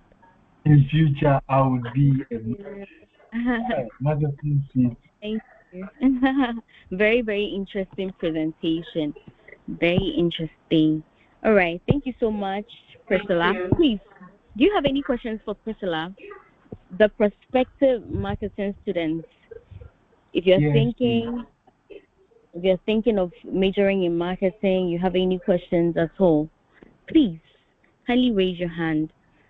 Priscilla is on standby to answer your questions, please. If you have any questions at all. Priscilla, okay. Okay, Herbert has a question. Herbert, you can unmute yourself and ask the question, please. Okay, so thank you once again. You're welcome. Actually, what Auntie Priscilla. Okay, so. Oh, it's just Priscilla.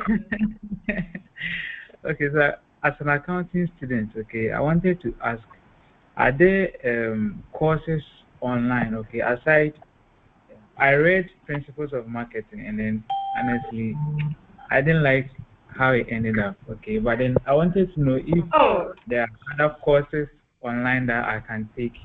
Since you were talking about branding, how I can advertise myself as an accounting student to add up to what I'm already learning. Yes, there are LinkedIn courses out there. Just type marketing. You get a lot of marketing courses there. Any online study website, you just type marketing, they'll show you that. So it depends on what you want. Do you want to build your digital skills? Do you want to build your customer relationship skills? How to talk to people? You will find marketing courses everywhere. And I think, are you in 300 or 400? Because you also do fundamentals of entrepreneurship. So if you want to start a business, it's a compulsory course for everyone. Fundamentals of, just like Principles of Marketing. So it will also help you on the principles you need to take or the risks you need to take when starting your own business or something like that. So just go to LinkedIn courses. You will get a lot of courses. That's why I say take your LinkedIn very serious. Everything is on LinkedIn now. Amazing. Yes, amazing. I'm not LinkedIn, but then thank you. I will try it. Pardon me, I can't hear you. Sorry, I said come again. I'm not really active on LinkedIn. Okay, that's what I was saying. Like, go take a professional picture, put it there, right? Because LinkedIn is now the new ish, so you have to brand yourself there on LinkedIn. Absolutely. Thank you. Sure. Thank you, Priscilla. Herbert, I hope you are fine now. Yes, please. Okay. All right. Any other questions before? Come again. I like marketing, but then the live part is what is preventing of all the scared me going to marketing. Yeah, I don't know that. So how do I overcome that? It's not necessarily about telling lies. It's like politics. You have to be able to persuade people. You should be able to convince people to come to your brand or to buy your product. You can even use emotions. Sometimes when you watch products advertising their brands, they'll bring poor women crying, and then you sitting behind watching. It's like, oh, you'll be tired. You want to buy the product. So sometimes it's just being innovative and persuasive. Interesting. Any more questions? Any more questions for Priscilla, please? Before she takes her leave. Okay, looks like there are no more questions. Thank you so much, Priscilla. I enjoyed that presentation. I've learned a lot. Now, actually like to explore more about marketing. Thank you so much. Okay. All right. I think her contact is there and her email as well, so you can reach out to her if you are shy or anything to speak here. Okay. All right. So we'll move on to our next presentation, and that will be from the accounting department. And we have a very interesting personality who will be taking us through that presentation. Do we have Paul here with us, please? Yeah, I'm here. Okay, all right. So we have Paul, and he'll be presenting for the accounting department. He's in the person of Paul Sabogu. He is a graduate of UGBS. He studied BSc Administration and majored in accounting. By the grace of God, he graduated as the valedictorian for the UGBS class of 2023 with a GPA of 3.98. He is a qualified chartered accountant with the ICAG and a qualified tax associate from the CITG, that's the Chartered Institute of Taxation, Ghana. He's currently working with the Quantum Group as a project finance officer. All right, so we have Paul with us, and he'll be taking us to the account. And Paul, you have the floor, please. Please, Philip, can you do that thing so that I can share the screen? Okay. So let me project.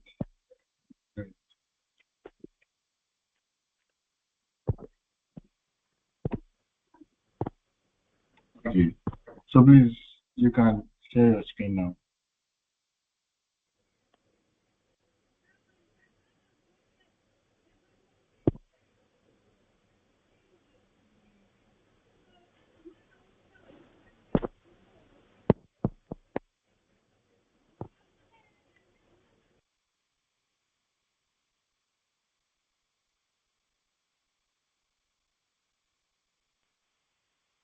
Please, can you see my screen?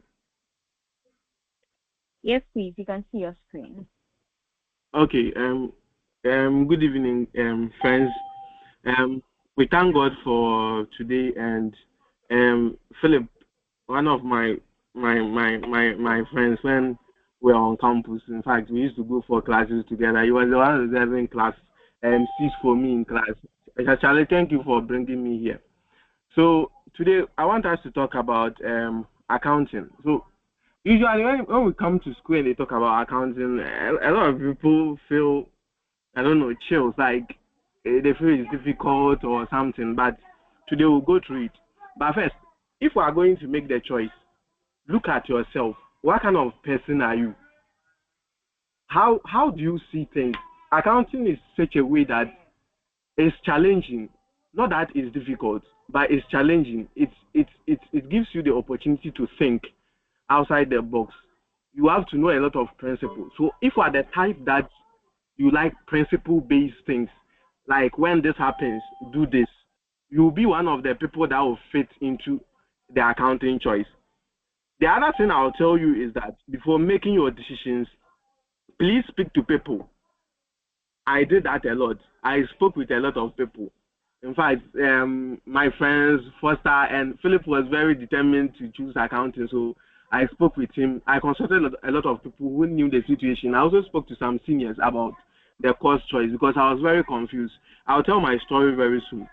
Then conquer the fear. Please, if anybody tells you accounting is difficult, then because of that you don't want to do it, don't believe it. Please conquer your fear. Yeah, and then you can consult seniors. But the most important thing is yourself.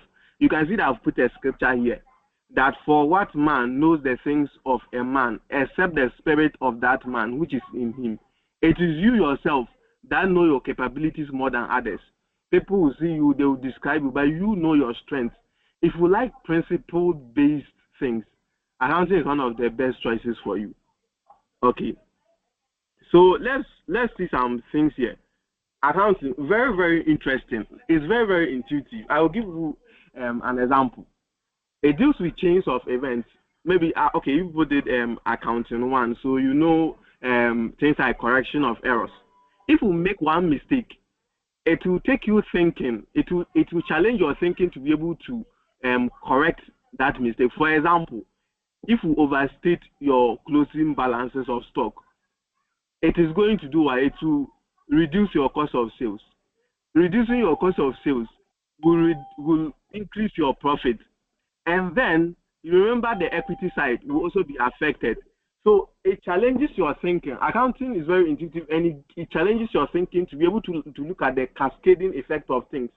And that has kind of affected my life. In my daily life, if I'm to make a decision, the thinking that I'll put through it, because of the principles that accounting has put into my mind, if I'm making one choice, I will think of the ripple effect for like chains of events like AIDS. And that's one of the way it has shaped my life, and it has helped me a lot. Like I said, principle to play with, and it's very analytical. You have to be able to analyze a lot of things, how this will affect this, how some variables within the course will affect the other. Like I said, one of the most important things is that it is interrelated with other fields: finance, economics, mathematics, marketing. In fact, if you are doing accounting, you do a lot of course. You do financial management, you do managerial economics. In fact, a lot of things are in it. So the moment you do it, like the last point states, you are able to diversify. I think in the introduction, they told you that I work with the finance team. Actually, in my workplace, I don't work with accounting department. I work with finance people, but I did accounting. So that is one of the easy and the flexibility with which an accounting person can easily convert to other fields. And if I'm to do a master's, I am definitely not going accounting. I'll go either finance or economics. And accounting gives us that flexibility. Other fields is difficult. It hardly will you see a marketing person working in accounting department. It's very difficult. I'm not saying that it doesn't happen. It's rare. Okay. So that's one of the things that can influence your decision to choose accounting. Some of the misconceptions about accounting choice. They say it's difficult. Please, it's not difficult. It's challenging. Like I said in the beginning, it challenges your thinking. You have to think a lot to be able to do it. And mostly you have to do a lot of practice. Some people say accounting is full of calculations.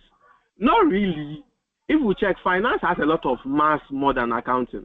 If we did financial management or you're here to do it, there's a lot of math inside. Accounting is just principles based. Like I said, IFRS, how to calculate cost of sales. So don't be afraid. No math. People say that accounting is routine. Please. It's not true entirely. It's not routine. Sometimes the work people do can make it routine, but the course itself is not routine. How many of you know that accounting is part of tax is part of accounting? Have you seen the way they keep changing the tax laws? If you listen to the budget right now, the VAT calculations people did is about to change.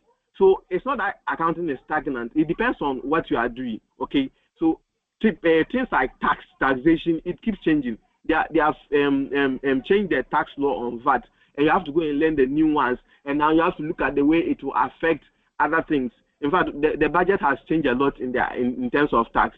And I know by next year they will start teaching it in the various schools. When you enter level 400 and then you do taxation, you will see that accounting is not that routine. Now, this is my most important point here. When you come here, most people, because they don't do accounting in SHS, they are afraid to approach the course. Please, I'm one of this person. I never did accounting in SHS. So I am a general arts student. I did general arts at St. Francis Xavier Minor Seminary. I didn't do anything accounting. It was the university that when I came that I decided to choose a course. Please, if we didn't do accounting, don't let that be your reason for not choosing the course. I know they pick science students and art students and a lot of people from other backgrounds. Don't be afraid. I was so afraid that 1 week to the course, even the day before the registration would have ended, I hadn't yet done the registration because I wanted to pick the course, but I was very afraid.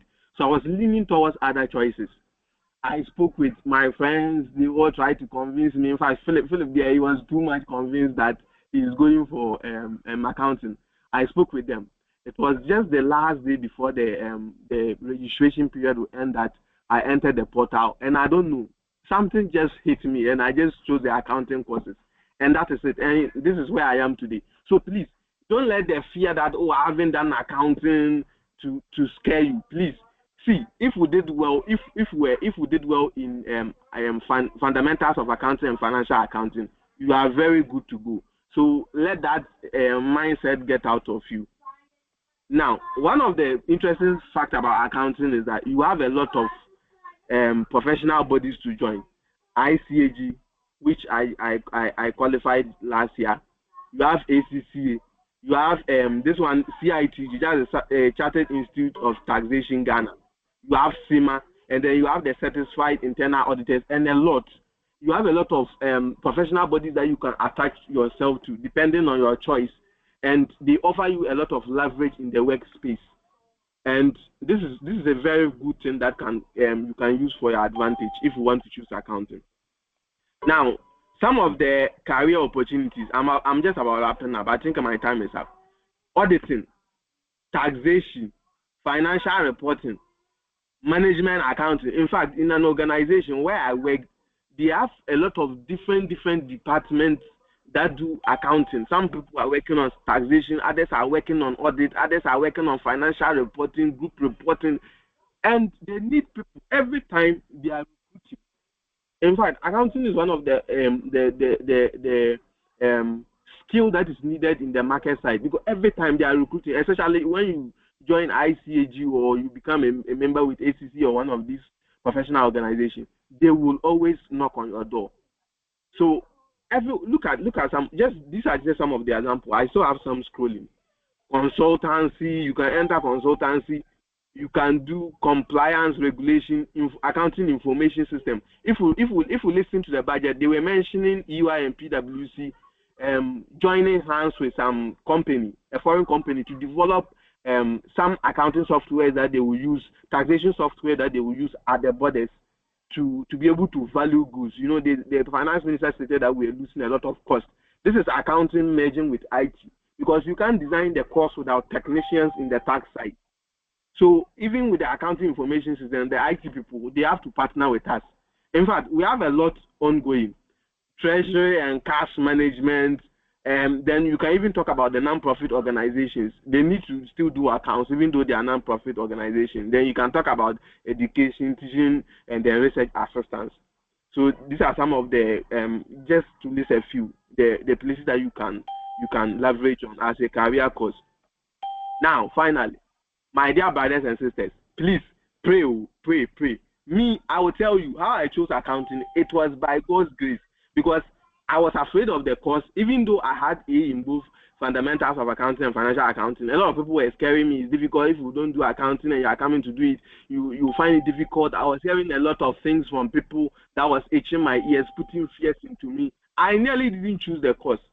That day when I entered the portal, I believe it was God that just directed my hands to go and click on the courses that were for accounting. And that was it. Even Philip and then another friend of mine called Foster Jutop, they all knew that I was either going to choose HR or marketing. So when I told Foster that I had chosen accounting, he didn't believe it. I had to do screenshot of the registration for him to finally believe. So please, pray. Ask God to help you. Like Jeremiah said, it is God that can direct your step. It is not within you yourself to know how to walk or to direct your steps. So pray. In as much as you consult people, pray, and then you choose your course. And I believe that accounting was really the course that I was supposed to choose. And finally, God led me there. So please be confident in yourself. Thank you all. This is where I'll end my presentation. If there's any question, I'm ready to answer. Thank you so much, Paul. Thank you. Okay, so the floor is open for questions. If you have any questions for Paul, if you want to major in accounts and you have any questions, please kindly raise your hand and then the floor would be yours. Please feel free to ask all your questions. Don't leave here with questions lingering. Aside from accounting, he was the valedictorian for the 2023 year batch. If you want any tips or anything as to how to ace as a student, no matter what course you're offering or what course you want to offer, anything you'd want to know to excel as a student, Paul is here to answer your questions. Please don't be shy and don't leave here with questions lingering on your mind. This program has been organized for all of you so that you all will benefit. Okay. So Herbert has a question. Herbert, please unmute yourself and ask your question, please. Okay, so thank you once again. I think this program was actually organized for me today because so I can tell that. Yeah. So please, all I will ask right now is show us some of the tricks involved your approach to studying accounting, because some of us actually it hasn't been easy. I'm doing accounts right now, and then it's not easy. What helped me, I think, last semester and then the previous ones were actually some of my friends, the kind of groups that I joined. But aside that, can you actually help us with some of the approaches that you use? Because coming up with 0.98 cash, it's not easy. It's not easy. Okay. I think one of the things that I did very by the grace of God I did very well was that I made sure that, you see, because I didn't have the background, financial accounting and fundamentals of accounting, I made sure that I got the course into the details. So when you get the basics, like something like the double entry principle, when you get it serves as a basis for the accounting. So everything builds up from there. But if I am level 300, what I'll tell you is actually practice. That's all. There's nothing else I can tell you. Practice a lot. Practice, solve questions. That's the trick. There's nothing else that I can tell you apart from that. You have to practice. The IFRS, make sure you solve questions in each of them. Okay? And then solve past questions. Charlie, look for YouTube video. There was this guy called FOG. I don't think he has done much in financial reporting, but you can look up to him and see. But that accounting, that's why you have to just practice. But me, I took the basis from accounting 1 and accounting 2. That's like the fundamental of accounting and financial accounting. That was where I brought the knowledge from. Because I look at things, if you look at the way the accounting is structured, everything in the financial reporting ends up being a double entry. If you purchase an asset, then you are doing the cost, depreciation. You know, even the financial statement itself is a double entry principle. Even income statement, the debits are usually the expenses, the credits are income. So I took the course from that basis. Okay, so but where you are now, Charlie, practice a lot of questions. And that's what I can tell you. There's nothing else. Amazing. Practice. Herbert, you need to do more practice. Are you okay now? Yes, please. Okay. All right. I think Philip has a question. Philip, you can unmute yourself, please. Oh, yes. Not actually a question, but then I think what I know about Paul is that Herbert, he is always in the 24 reading room. Paul can sleep there from morning to evening. That is the hard truth. There is nothing like he has been learning for long hours. When we don't see him, we know this guy will definitely be in the 24-hour reading room. That is what he has been doing. That's very true. I can actually testify to that. Thank you. But I think it all boils down. It all boils down to the fact that you should find the steady strategy that works for you. You know, everybody has a strategy that works best for them. Find yours, and I think you'd be fine. It doesn't mean if somebody is doing this, you should also apply the same thing. That might not end up working for you. Anyways, that's just on the side. Please, questions. Ask questions. Don't leave here and have questions lingering. Ask all your questions. This is not the place to be shy. This is the place to speak up. If you have any questions, if you want to major in accounting, you have doubts, you're confused, you don't know what to do, we have a whole valedictorian here with us. This is your opportunity to ask all your questions. Okay, I think there was a question in the chat from Emmanuel. Emmanuel was asking that, how about business analytics? Emmanuel, if you are here, can you clarify what you mean by that, please? I think you are talking about the career choices. Oh, okay. All right. Yes, business analysis is also part. In fact, it's one of the major things. See, if you don't do accounting and you want to do business analysis, you have to go for a professional course, because definitely you'll be doing valuations, which means you have to do this discounting things. You have to even look at the sometimes in accounting we have a lot of valuation methods. We have the present value valuation, we have the net asset valuation. When you do corporate reporting, there's a lot.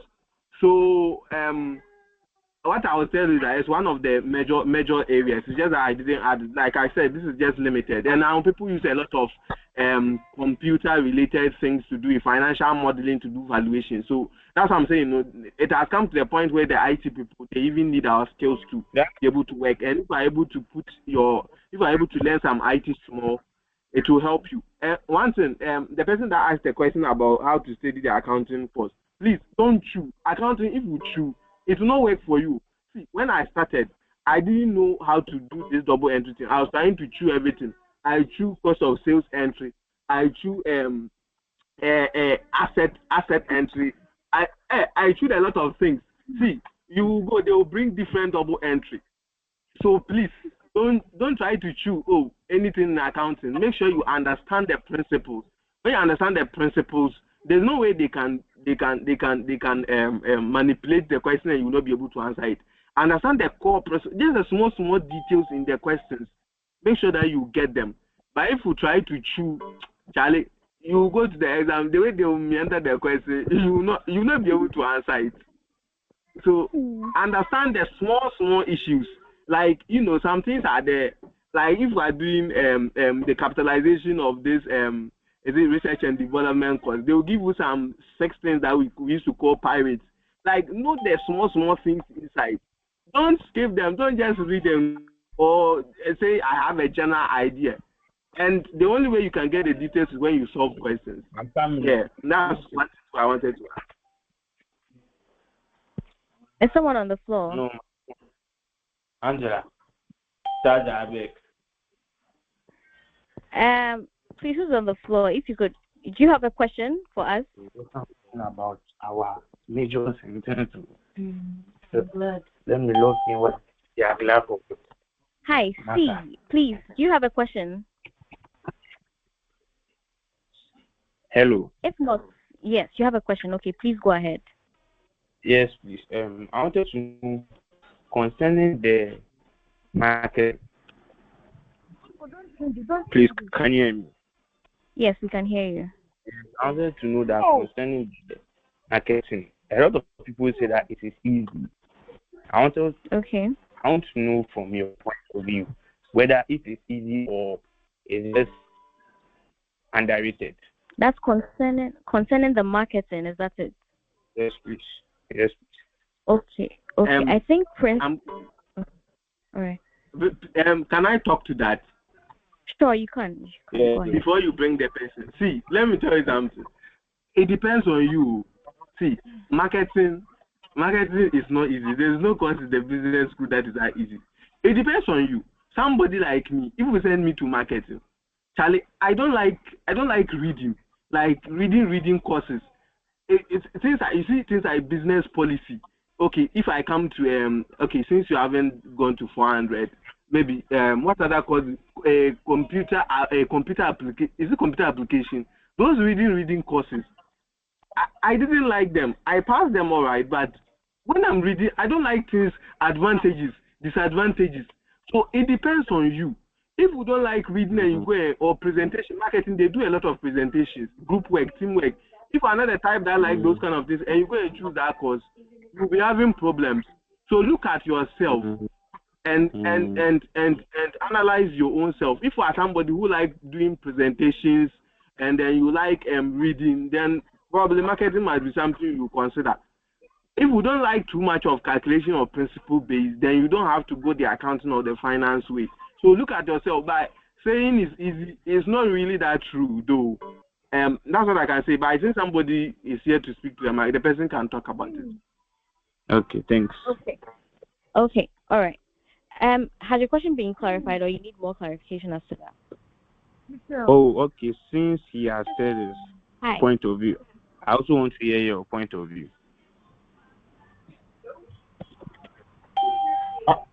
The marketing person, that is Priscilla. Okay, I think we have a marketing. Yes, Priscilla. Okay, Priscilla, if you could speak to that for us. Can you Yes, I repeat your can hear question? you. I didn't get it. Yes, we can So hear you.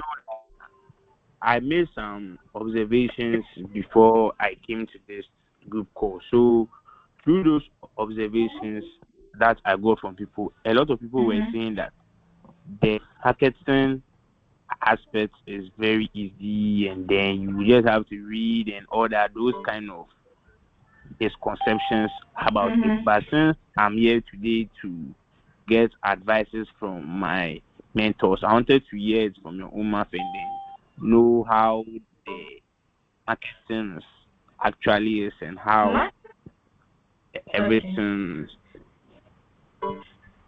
Marketing is not an easy course. There's no course in the business school that you can pinpoint and say this is an easy course. It depends on your strength.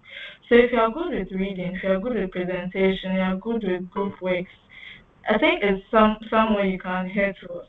But if you don't really like reading courses, you don't like, so it depends on your strength, what you can do. Then you go to, if you don't like reading, you go to accounting or finance or insurance. So it's not easy as people say it is. It depends on your strength. And if you, because there are some people who fail the marketing course. So what about them? It depends on how you take it. If you be like, oh, it's easy, so I'll not read, I'll not learn. When the exams come, because it's very practical. It's not about just reading. Some of the questions are practical, like things that happen around you. So if you don't involve yourself, if you don't participate in presentations or group work, you will fail. So it's not easy. It's just hard work and you knowing yourself. Okay. Thank you. Amazing. You're welcome. Have you been answered now? Yes, please. Okay. All right. Thank you so much. In the absence of further questions for Paul, Paul, thank you so much for that interesting presentation. We are grateful for sharing your insights and your knowledge with us. We will now move on to our next presentation, and that would be from the finance department. Do we have Dennis here with us, please?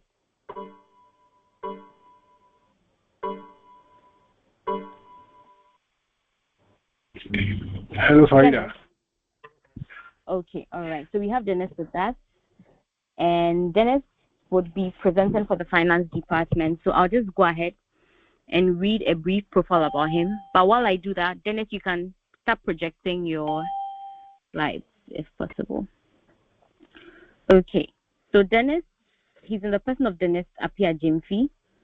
He's a finance professional, an emerging thought leader with a strong background in banking, financial analysis, and digital innovation. He holds a bachelor's degree in banking and finance, which established his foundation in financial management, risk assessment, and economic decision making. Dennis currently works as a sales representative with expertise in financial analysis, valuation modeling, sales growth strategy, and client relationship management. His experience at Omnibasic Bank has shaped his understanding of credit risk, customer needs, and the evolving demands of the financial industry. He is further advancing his knowledge through an MSc in financial engineering at WorldQuant University, where he's deepening his skills in quantitative finance, financial markets, and analytical modeling. He's a passionate fintech and blockchain enthusiast. He's also committed to exploring how modern digital tools can transform traditional banking and create more efficient, inclusive financial solutions. So that's the profile for Mr. Dennis Appiah Gyamfi, who's presenting for the finance department. Dennis, over to you, please. Thank you, Farida, for the brief profile that you just presented. And once again, good evening to everybody. I hope you can see my screen. Yes, please, you can. Okay, sure. So as Farida said, I'm Dennis Appiah Gyamfi, and today I will want to do something brief, about 5 or 7 minutes. We should be done. Then we go on to the question. So I want to talk about a guide for aspiring finance majors, and I have a brief overview of what business school program entails. So the programs, they are designed how do I say, provide a comprehensive education in business fundamentals, and also allowing students to specialize in areas of interest. So we have this whole program whereby my dear colleagues did presented on. So I would move on to the importance of choosing the right major early. So if you get to know the program that you want to major in, it really helps you. So one, it maximizes your learning opportunities. So you get time to meet colleagues that you can have group studies with and stuff. And also it facilitates better career planning. You see, every program that you do major in, they have varieties of or areas of careers aboard. For finance, you have a whole lot. I would say it's unlimited. Accounting, market. We are so fortunate to be within the administration industry, or let me say the school. And also, this business administration is one of the best programs in my overview. I would say it's the best program because the global economy in every country that you do go, accounting professional, you need a marketing staff, public admin. It's like we are always everywhere. And also it enhances networking opportunities. You get to meet your colleagues, you get to, with these colleagues putting you on and stuff. And also it improves academic performance because you get to learn ahead of your colleagues. And you also have to have access to specialized resources. So we have some resources that if you know the program that we are going to major in, you can get the resources so that you can learn ahead of your colleagues. So let's come to my own. What is finance? So one would say finance is the study of how individuals, businesses, and organizations manage and allocate their financial resources over time, considering risks and returns. So there is not only about the individuals, the businesses, and organizations, governments to the. That's the reason why every country that you go, we have Ministry of Finance. We have a lot. So everywhere you go, you will see finance. Even in our daily life, we do have finance things that we do happen to have stuff. And also, finance is a critical function in all types of organizations, just as I was saying. And it plays a vital role in the global economy by influencing investment, funding, and economic growth. So everywhere you go, you get finance there. Finance is always there.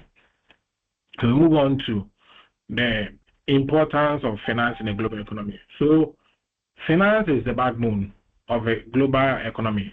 So it supports everything from day-to-day transactions to large-scale investments and international trade. Finance is everywhere. You cannot tell me that a country is there that they do not have anything related to finance or something. No, finance is everywhere. Being the hospital, schools, in the marketplace, everywhere you go, finance is there. So we move on to the next slide, which is why choose finance. So in choosing finance as a measure offers a range of benefits, from high earning opportunities, potentials, and also diverse career opportunities to the development of valuable skills and the ability to make a significant impact on business strategy and economic growth. So for students that are interested in a dynamic, challenging, and rewarding field, I will say, why don't you choose finance? Because finance is challenging. It helps you to challenge yourself in terms of academic, career, a whole lot. It's challenging. And also for a career pathway, an excellent one, I would say finance is the one that you should choose. Because we have a high demand for finance professionals. Look at, let's take this country for instance.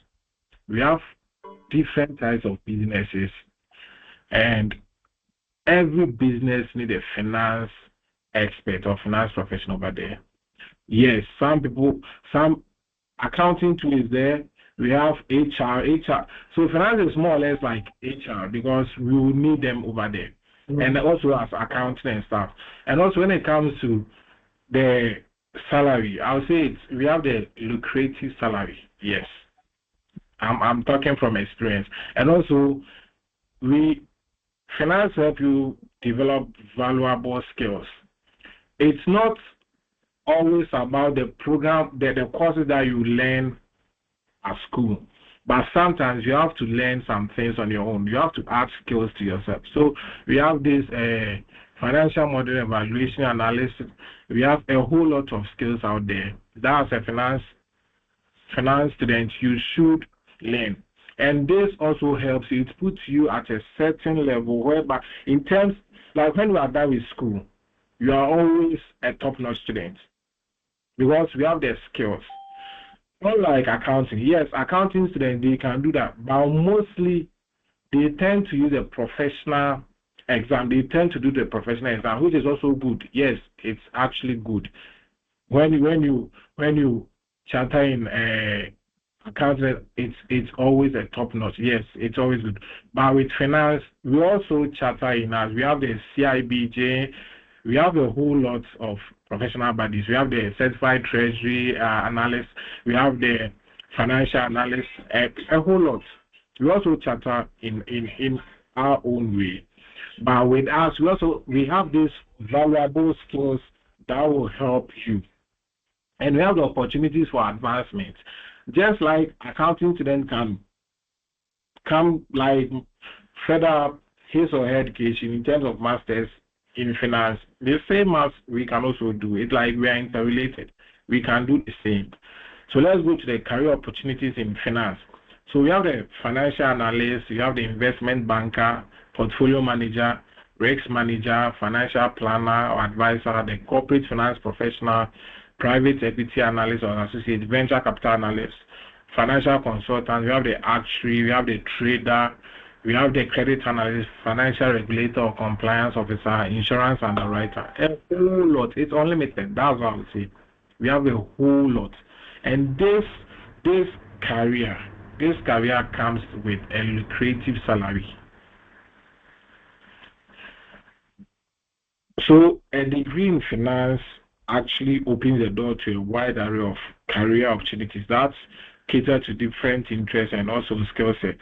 So whether you are interested in analyzing financial data, managing investment portfolios, working in corporate finance, or navigating financial regulations, there is a career path in finance that can offer both professional growth and personal fulfillment. I always say this: don't major in a program that at the end of the day you regret doing so. Have a personal fulfillment in terms of majoring in a program. Like, get some zeal. Get to know that, oh, this is what I want to do in life. So because of this career path that I want to follow, that's why I want to major in this program. Don't follow your friends to do so. And don't be greedy. Yes, I'll say this. Because you've seen that, oh, this program, I see that, oh, they have a lucrative salary, so then I'll go and do it.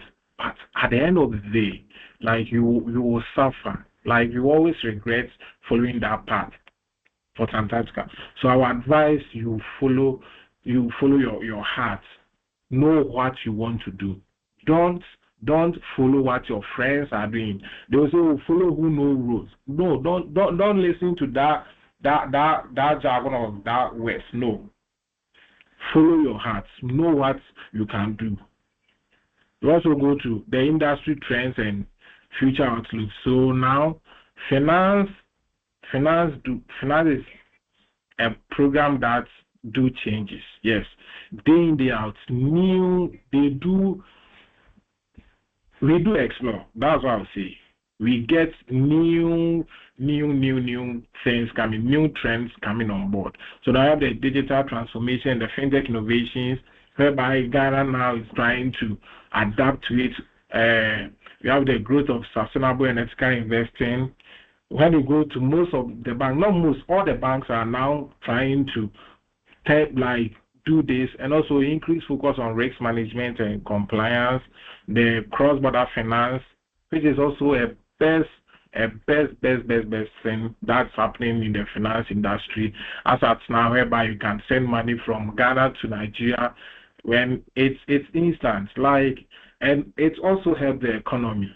So this industry is really creating jobs for people. You have the personalization and customer-centric services, the data analytics and big data. In terms of AI, we find ourselves over there. We have the shift towards remote work and digital collaboration. So the fintechs, most of the fintech companies here in Ghana, they do tend to want a digital collaboration and emergence of the decentralized finance. So it's like we want to take the traditional finance to decentralized finance, which is really happening, and it's really happening so quick and fast. And also, we also tend to have the financial literacy and inclusion. When it comes to the banking industry, they want to do this financial inclusion they have a project that by 2030, every Ghanaian person from the age of 18 and above should have an account, a bank account that the person do save or so. And this one way or the other helps create jobs for the people, employment for the people. And we have the talent development and future report. Like, we are really, really, really out there going on. And we'll move on to the next slide. These are the challenges in the finance field. But I did limit challenges in the finance field, but I would say that it's one way or the other.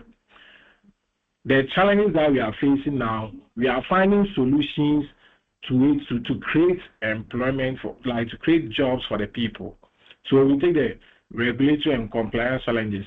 We all face this in the budget, whereby the finance minister said that there were some fraudulent transactions, about $31 billion going out. We saw it to be a challenge, but one or the other, the government is trying to regularize this to create jobs for the people.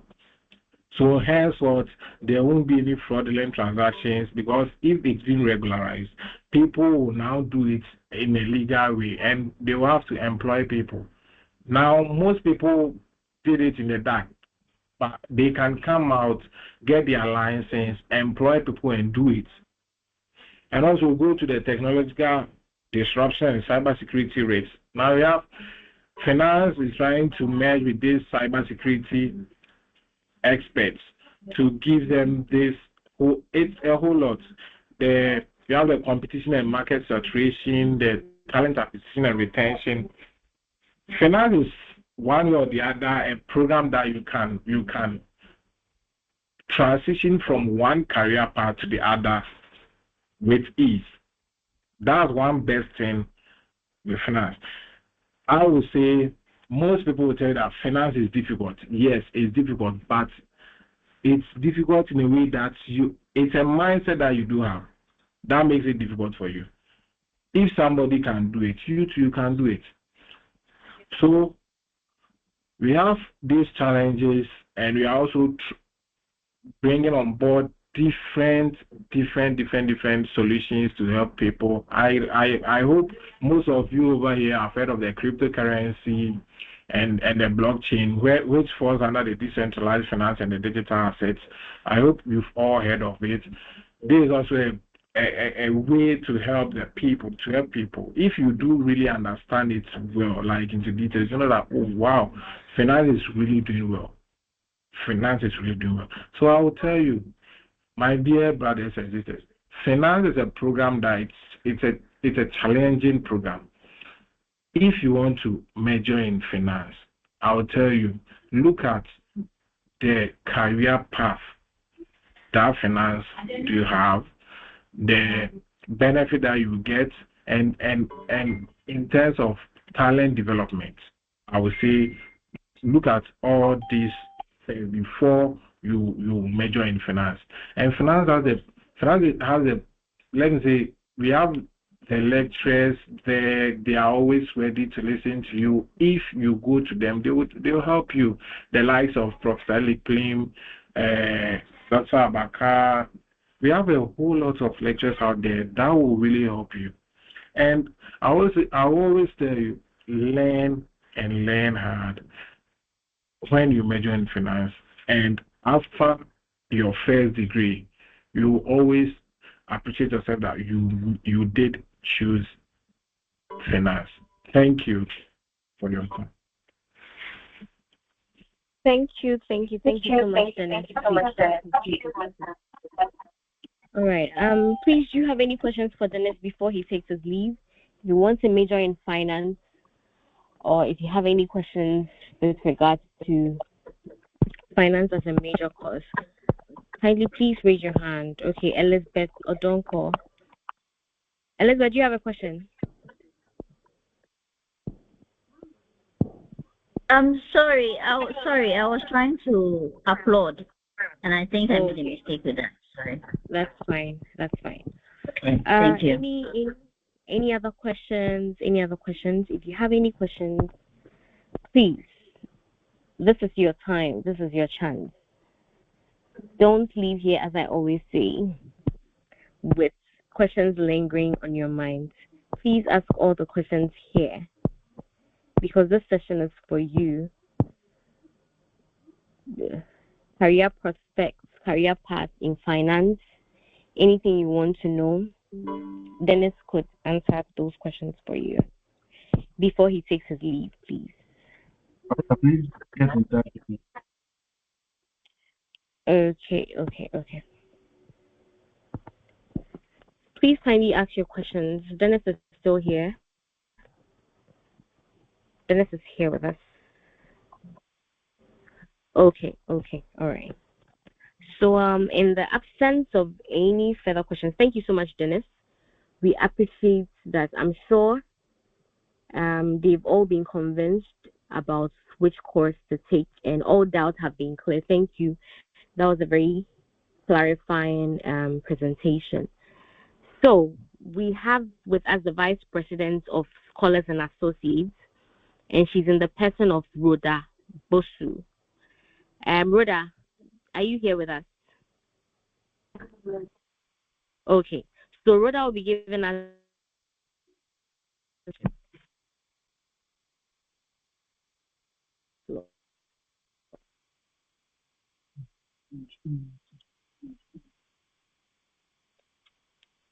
Hi, Rhoda. Sorry, that we hear you.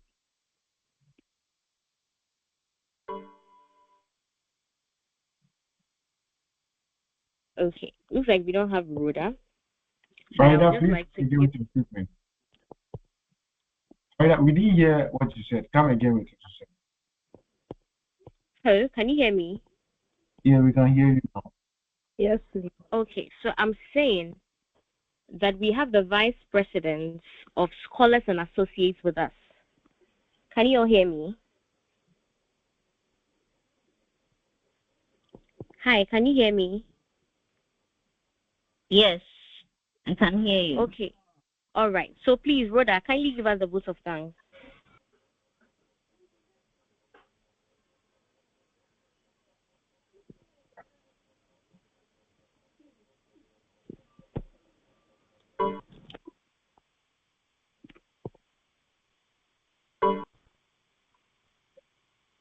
Rhoda. Okay, so looks like we don't have Rhoda. So I'll just like to give my closing remarks for today. So some of the key highlights that I picked up from today's presentations, all the various presentations, I would like to share a few of them with us. So one of the things is that don't think any course is an easy escape, okay? So some of us, we have the mindset that, oh, this course is difficult, this course is easy, right? And so you feel like you want to take the easier route. It's never like that. No course is easy. You might go choose a course thinking it's easy and then just regret it later. What you need to do is analyze yourself, know your strengths, know your weaknesses, and go in for where your strength is. That's one advice I would give you. The second thing I took from here is building a digital presence. You can't be a tertiary student and not have a LinkedIn account.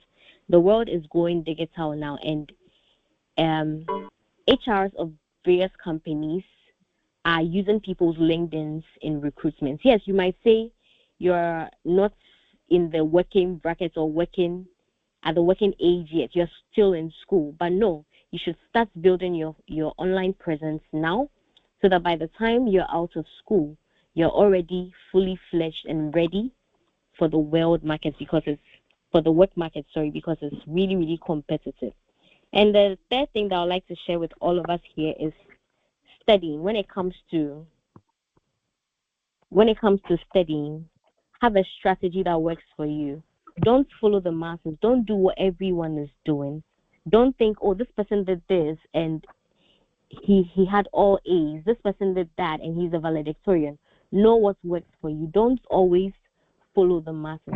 Find strategy and follow that strategy, and everything is going to work out perfectly. Okay, I think we have Rhoda with us now. So Rhoda, we'll take the vote of thanks from you, please. Okay, please.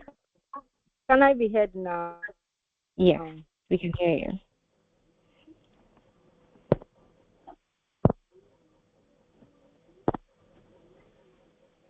You can go ahead, please.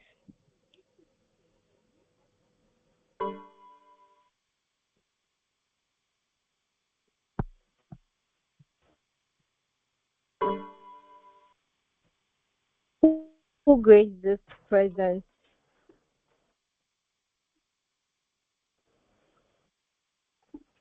An esteemed guest of Scholars and Associates, I would like to express for your time, your expertise, and your commitment. May God bless you all. I would also want to use this opportunity to advocate Scholars and Associates. If you are here on the call and you are not a member of our association, kindly do well. Next semester, there will be available program sessions. When I say program, I mean course sessions that we will be studying with our facilitator. You can join if you are an accounting student, a finance student, an HR student, a marketing student. Do well again. Sign up and join Scholars and Associates, because as Scholars and Associates, excellence is our hallmark, and you can't afford to miss out an opportunity to study with most of your peers and then have a facilitator who will help you with your course of study. Thank you all, and may God bless us all. Amen. Amen. Thank you, Rhoda. Thank you so much. All right. So, Philip, I don't know if you have any other closing remarks that you'd want to give, any announcements or anything. Take the last words from you, please. Okay, thank you very much. I would thank everyone for making the time to join us for this session. I think the Vice President of the Association and the person of Rhoda Bosu has spoken about what is available for those prospective level 300 students, and also those also going to level 200 to SNA is available, and we know that SNA has helped a lot of students that we cannot count at the moment with their academics. And now we are making SNA not just for academics, but then we have started, that's why I say we have started teaching skills development, that is in terms of soft skills, because it's not just about book. The world, the job market is not just about your qualification, it's about what you have, the skill that you have that will differentiate you from whoever is just having the degree certificate. So she joined SNA study group, and we are doing a lot of courses. It's not just about calculation courses, even reading courses, we do it because it's about it's a group study, right? Yeah. So in order to help make your GPA good, it's best you join us and not wait when you go and get receipt before you seek for help.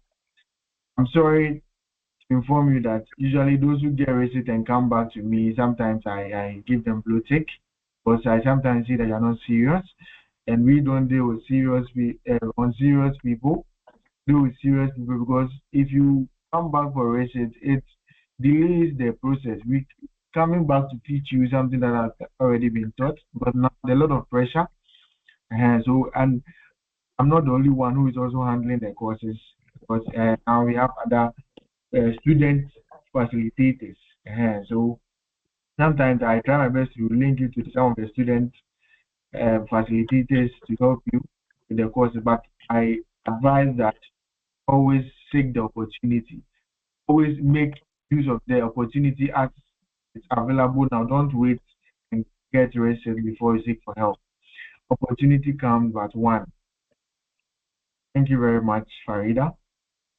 Okay, thank you so much. Thank you, Philip. Thank you for organizing this for our students. I'm sure each and every one of them is clarified about what they want to do and the next step towards their major and their various careers. Thank you all so much, my participants, for participating, for your questions, and even the time you wasted for being here. Indeed, it's not a time wasted. I'm sure you've benefited greatly from today's session.